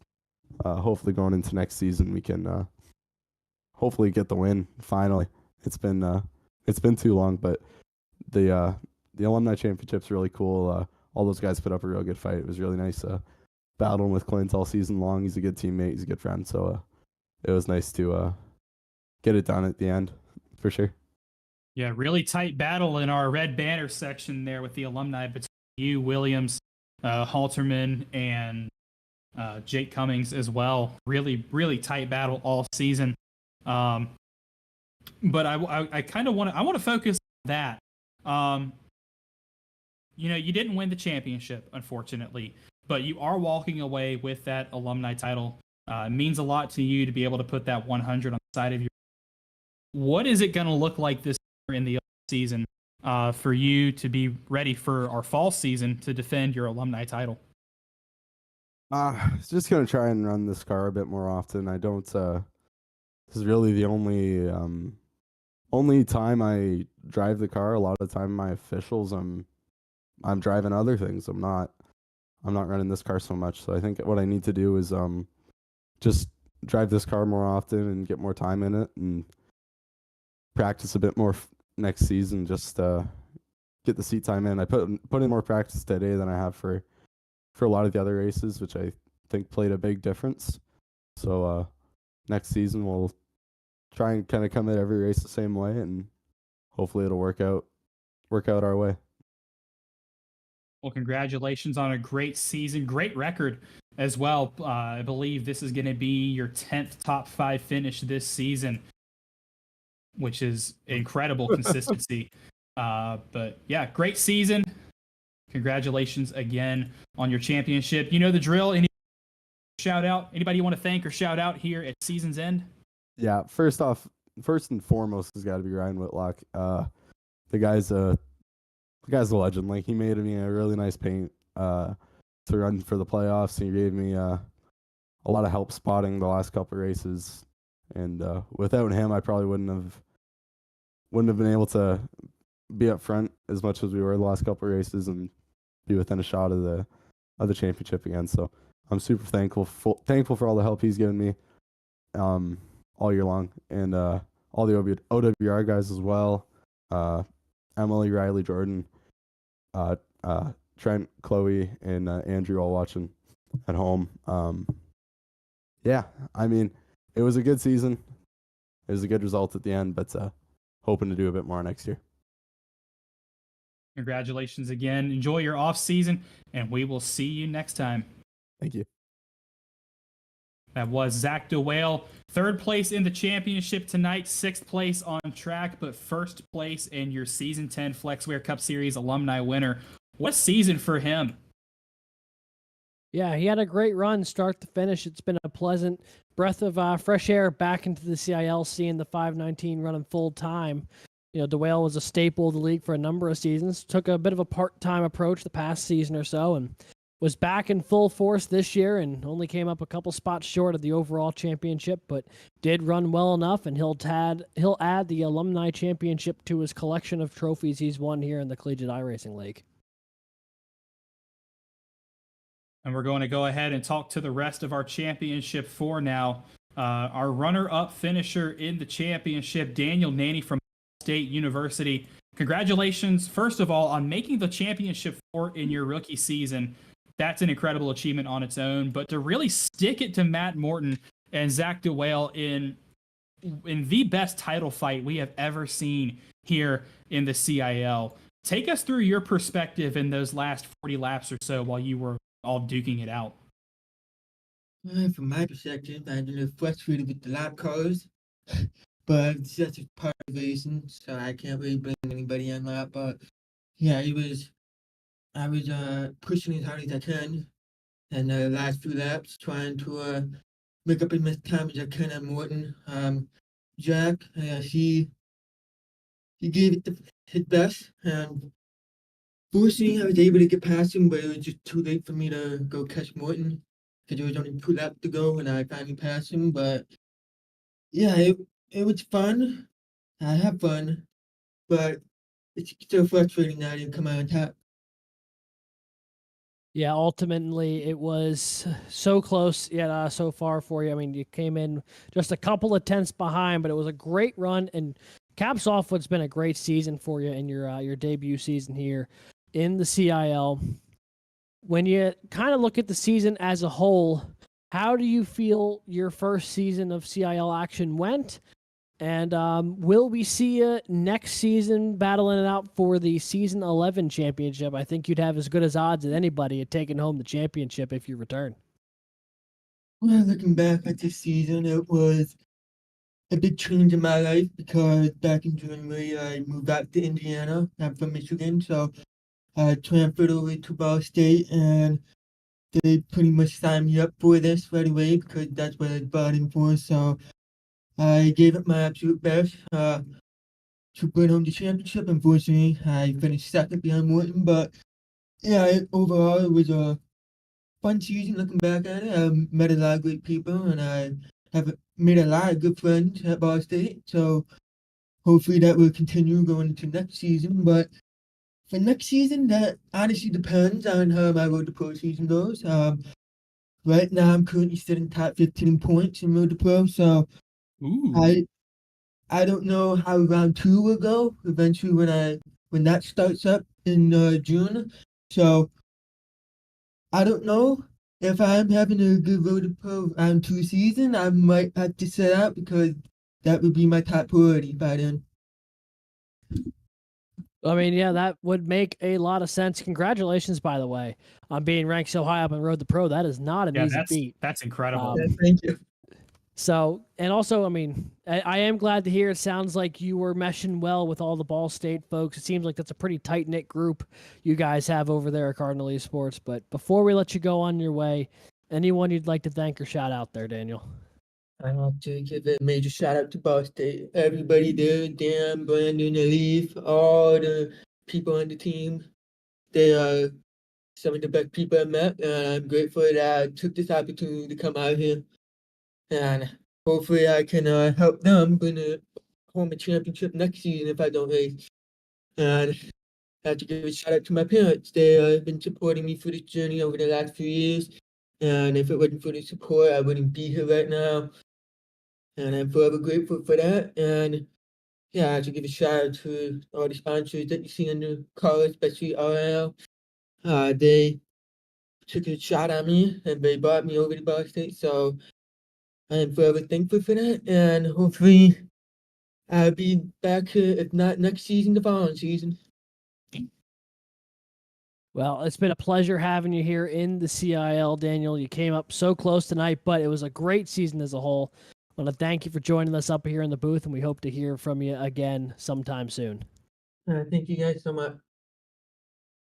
And that was Daniel Nanny, the third of our Championship 4 drivers tonight. He did finish second of the four, but since he did not win either the student or the alumni championship, that's why we talked to Zach DeWill ahead of time, since he was our alumni champion. But to round out our Championship 4 tonight, the last member of our Championship 4 tonight was the 12 of our Muhammad Alif. Welcome to the booth. Unfortunately, I do wish it was under better circumstances for you. Seems like tonight just wasn't the night you were gonna hope it was gonna be. Yeah, I mean we were playing like the long game. Didn't work out. I think we had an incident with Morton sliding up into us, which made us go into, I think it was Edward Sanchez or something on the outside, which Austin DeLong, sorry, yeah, which effectively ended the race because we had too much damage. But yeah, I tried to stay there. Just was hoping for like a caution. But that didn't happen. But I guess we still won the student college championship, so it's a good W there. Yeah, big news for Ball State. Another trophy in the cabinet for you guys. You locked down the student college championship even before coming into tonight's race. So big results for the big Ball State team, that great wall of ball. But I do want to kind of bring up the elephant in the room. I believe this is the third championship for you. Still walking away empty-handed when it comes to Flexware Series titles. What is it going to take for you to get the job done next season? I mean, just more work, I guess. As always, just working harder, working smarter. working with Daniel a lot more. I think that's something that me and the whole team is looking forward to, just because Daniel came in at the start of this current season. So even though things are still new, we're still going to work together and try to find the edge over the rest. Well, congratulations on a phenomenal season here in the Cup Series, 4th place in the championship. Congratulations on your Formula C title as well, and your 2nd place finish in the Collegiate Prototype Challenge. It's inside the top 5 in all 3 of our series here in season pretty 10. impressive. That's phenomenal. What a great drive from you and your Ball State teammates this year. But yeah, Yeah, I thank believe you. Alex, did Thank you? you, everyone. Yeah. I was going to ask if there was anyone you'd like to thank or shout out here while you have one more opportunity here on the Flexware College Cup Series side. Yeah, definitely the whole Oval team. Andrew Steggy for making it into the playoffs for the first time. Then Lucas Moody, Ben Neller, and Kelvin Quick for all the hard work and the super effort the team put in. Especially Daniel Nenny, learned a lot from him. Given that he's the the oval side pro in the team. So yeah, looking forward to build on that, and hopefully we can try to fight for the final 4 again, and hopefully the championship. Alrighty. Well, hey, thank you so much for joining us. Congrats on both the year that you had, but also Ball State as a whole. It's been unbelievable stuff. And we do hope to see you again in the booth real soon, making another charge at any one of these CIL championships, because it seems like you're in the hunt for all of them. So, Yeah, want to that's the congratulate goal. you, and we'll hope to see you again in the booth here real soon. Thank you, guys. See you. And that was our Muhammad Alif, our final member of our championship for tonight. Not the run he was hoping to have, but Ball State did do enough to lock down the Student College Championship. So, not a completely empty night for him nor Daniel Nanny. And over on the alumni side, we can confirm that UNC Charlotte, by virtue of 1 point over St. Clair College, college championship. So literally every single position mattered for St. Clair and UNC Charlotte over the course of the season. So four titles and 4 different winners here in the Flexware Cup Series. You got Ohio State and Matt Morton obviously taking home playoff championship and student championship. On the alumni side, Zach DeWale won that title. But honors on the school side, the student champion Ball State, the alumni champion UNC Charlotte. But Alex, final thoughts for the season. Let's start with this race. We got a lot to talk about, but let's start with this race. Holy cow! What a phenomenal, incredible result. Race to finish this season, the 10th installment of the Flexware College Cup Series. Everybody left it out there on track. Like this race alone is what makes this league, I feel like, such a blast.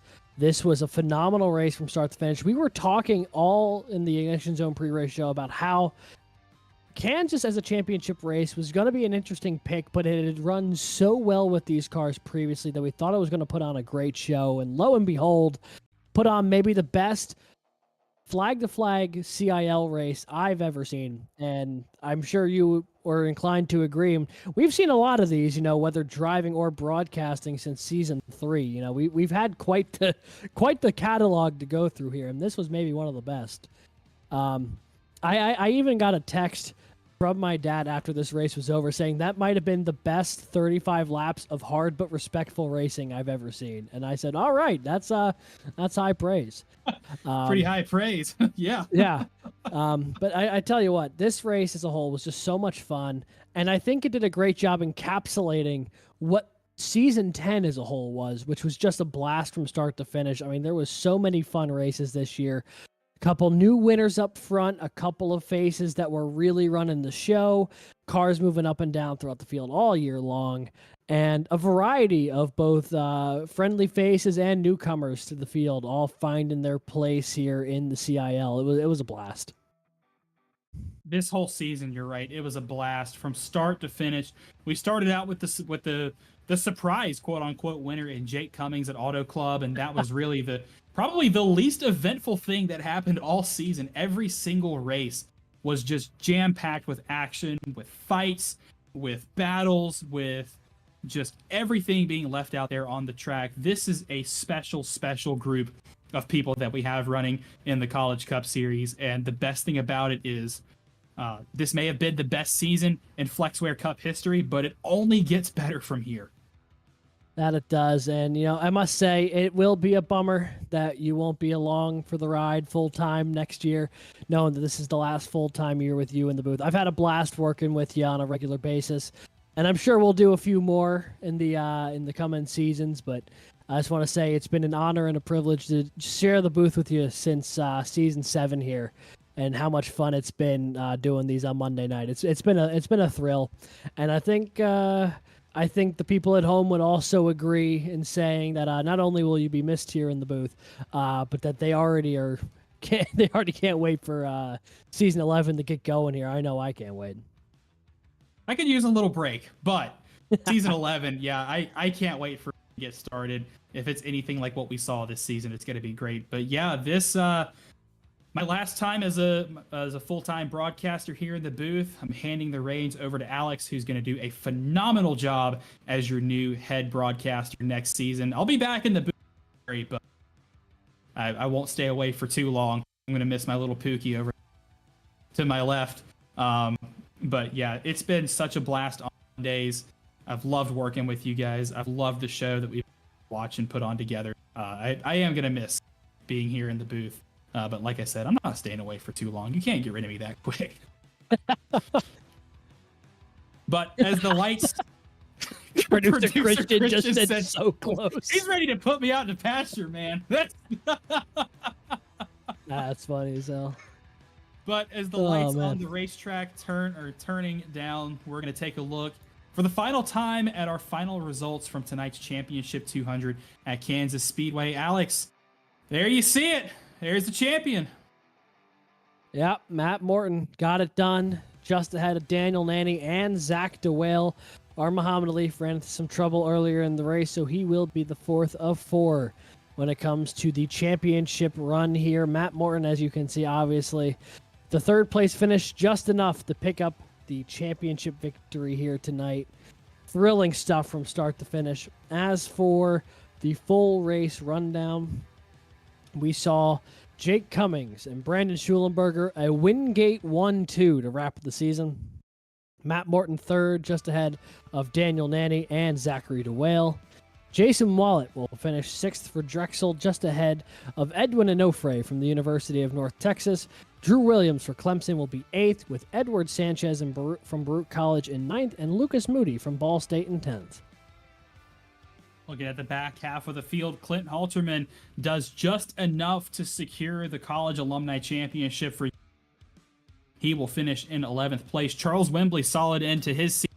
He'll finish as the last car on the lead lap for Guilford College in 12th place. P13, first car 1 lap down, Andrew Stagey from Ball State University. Thomas Toomey finishes 14th for the University of Virginia. Our Muhammad Ali, after running into some trouble about halfway through the race, he'll bring it home. P15. Andrew Burrell, P16 for Clemson University. PCT's Michael Sidor will finish 17th. Landon Velicky for Auburn University will finish 18th. It was good to see him run up towards the front for a little bit towards the beginning of the race. Matt Nordberg, 19th for NC State University. And rounding out our top 20 is Austin DeLong, Penn College. The rest of our field this evening, Nick Stockner, 21st for Clemson. Ben Neller from Ball State in 22nd. Kelton Quick, his teammate, in 23rd. And Sky Shrek from the University of Oklahoma, 24th tonight. The first car out in that lap 2 wreck. And that is the results from tonight's Championship 200 from Kansas Speedway. It's been a thrilling race. It's been a thrilling season. But, Zach, I think it's about time looking at it. Outside of some final thoughts, that's basically going to do it for our coverage here tonight from Kansas. Yeah, but we're not done just yet. It is still championship week in the Collegiate iRacing League.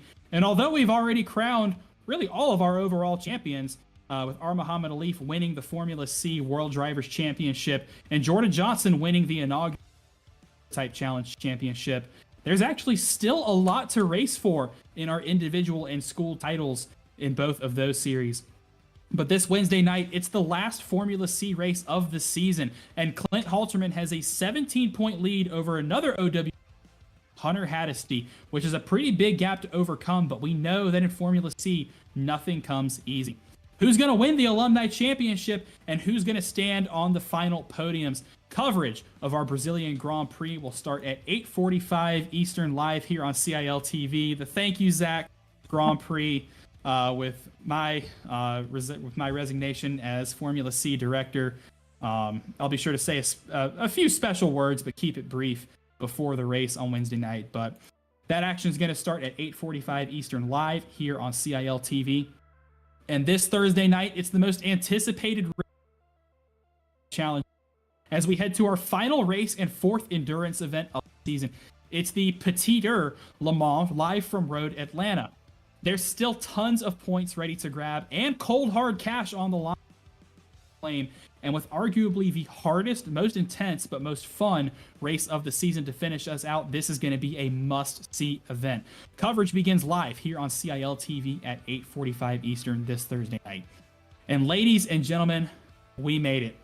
Take a breath, take a bow. Season 10 of the Flexware College Cup Series is behind us. And congratulations to Matthew Morton and Ohio State on their second Cup title. What a season. What a group of drivers, and what incredible talent on track. And you all were here to witness history as it unfolded. And although this season is at an end, we'll be sure to be back with a fun race summer for you to enjoy. And maybe race in. Do you like what you saw this season? Do you think you can take Morton on and the rest of the field? We're back to recruitment mode here in the CIL, and registration is open to all current post-secondary students and alumni who have a C-Class 2.0 license and above in iRacing. So be sure to head on over to tinyurl.com/race-CIL to join our server and join the fun. Again, that's tinyurl.com/race-CIL and get registered and join us today. And I believe that is going to do it for us tonight and for this season. And like I said, on a personal note, since this is my last broadcast as a caster, I want to extend my deepest thanks and praises and gratitudes to Alex, who, like we mentioned, will be the head caster next season and is the reason you're not stuck listening to me for 2 hours straight. Alex, I'm not sure if this is much of an improvement, but here we are. It's going to be amazing. What a talent you are. It truly has been an honor to share the booth with you for the past few seasons. I also want to take time to thank lead producer Christian, the enigma who never shows his face on the show, but he is the one who brings you all the pictures that you see tonight. Owner of Floatic TV, with producers John and Keith, who have been in and out this season. They are the unsung heroes of the Flexware Cup Series. Week in, week out, they're the ones who bring us the pictures that you've been seeing all season. Our entire production team here is phenomenal, and I cannot wait to see what you will do in the future. But most importantly, we here at the CIL want to thank you, the viewers, for your support, your engagement, and for you cheering on your favorite drivers. We wouldn't be able to do this without you, and we do all of this for you. So if you've been here since the beginning, we hope you've enjoyed the ride. And if you're new here, welcome to the show. It's only going to get better from here. And so for one final time from the booth, thank you all so much for tuning in to Season 10 of the Flexware College Cup Series, to tonight's Championship 200. And until next time, stay fast.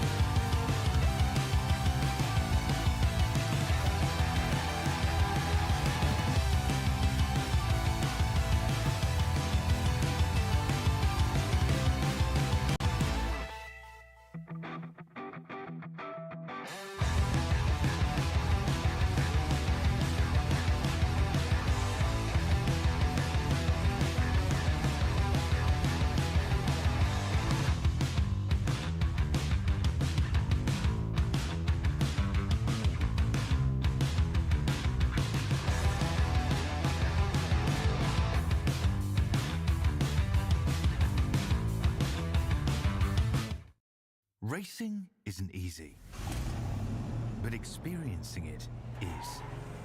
iRacing puts you in the driver's seat with the industry's leading sim racing game.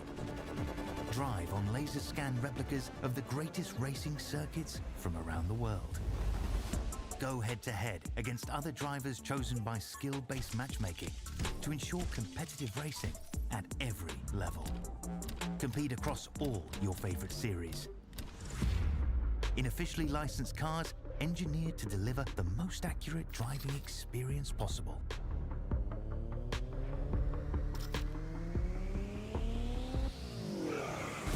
Join a race or host your own with players from across the globe. Race against the computer or in a league with friends. Feel the thrill behind the wheel. Visit iRacing.com.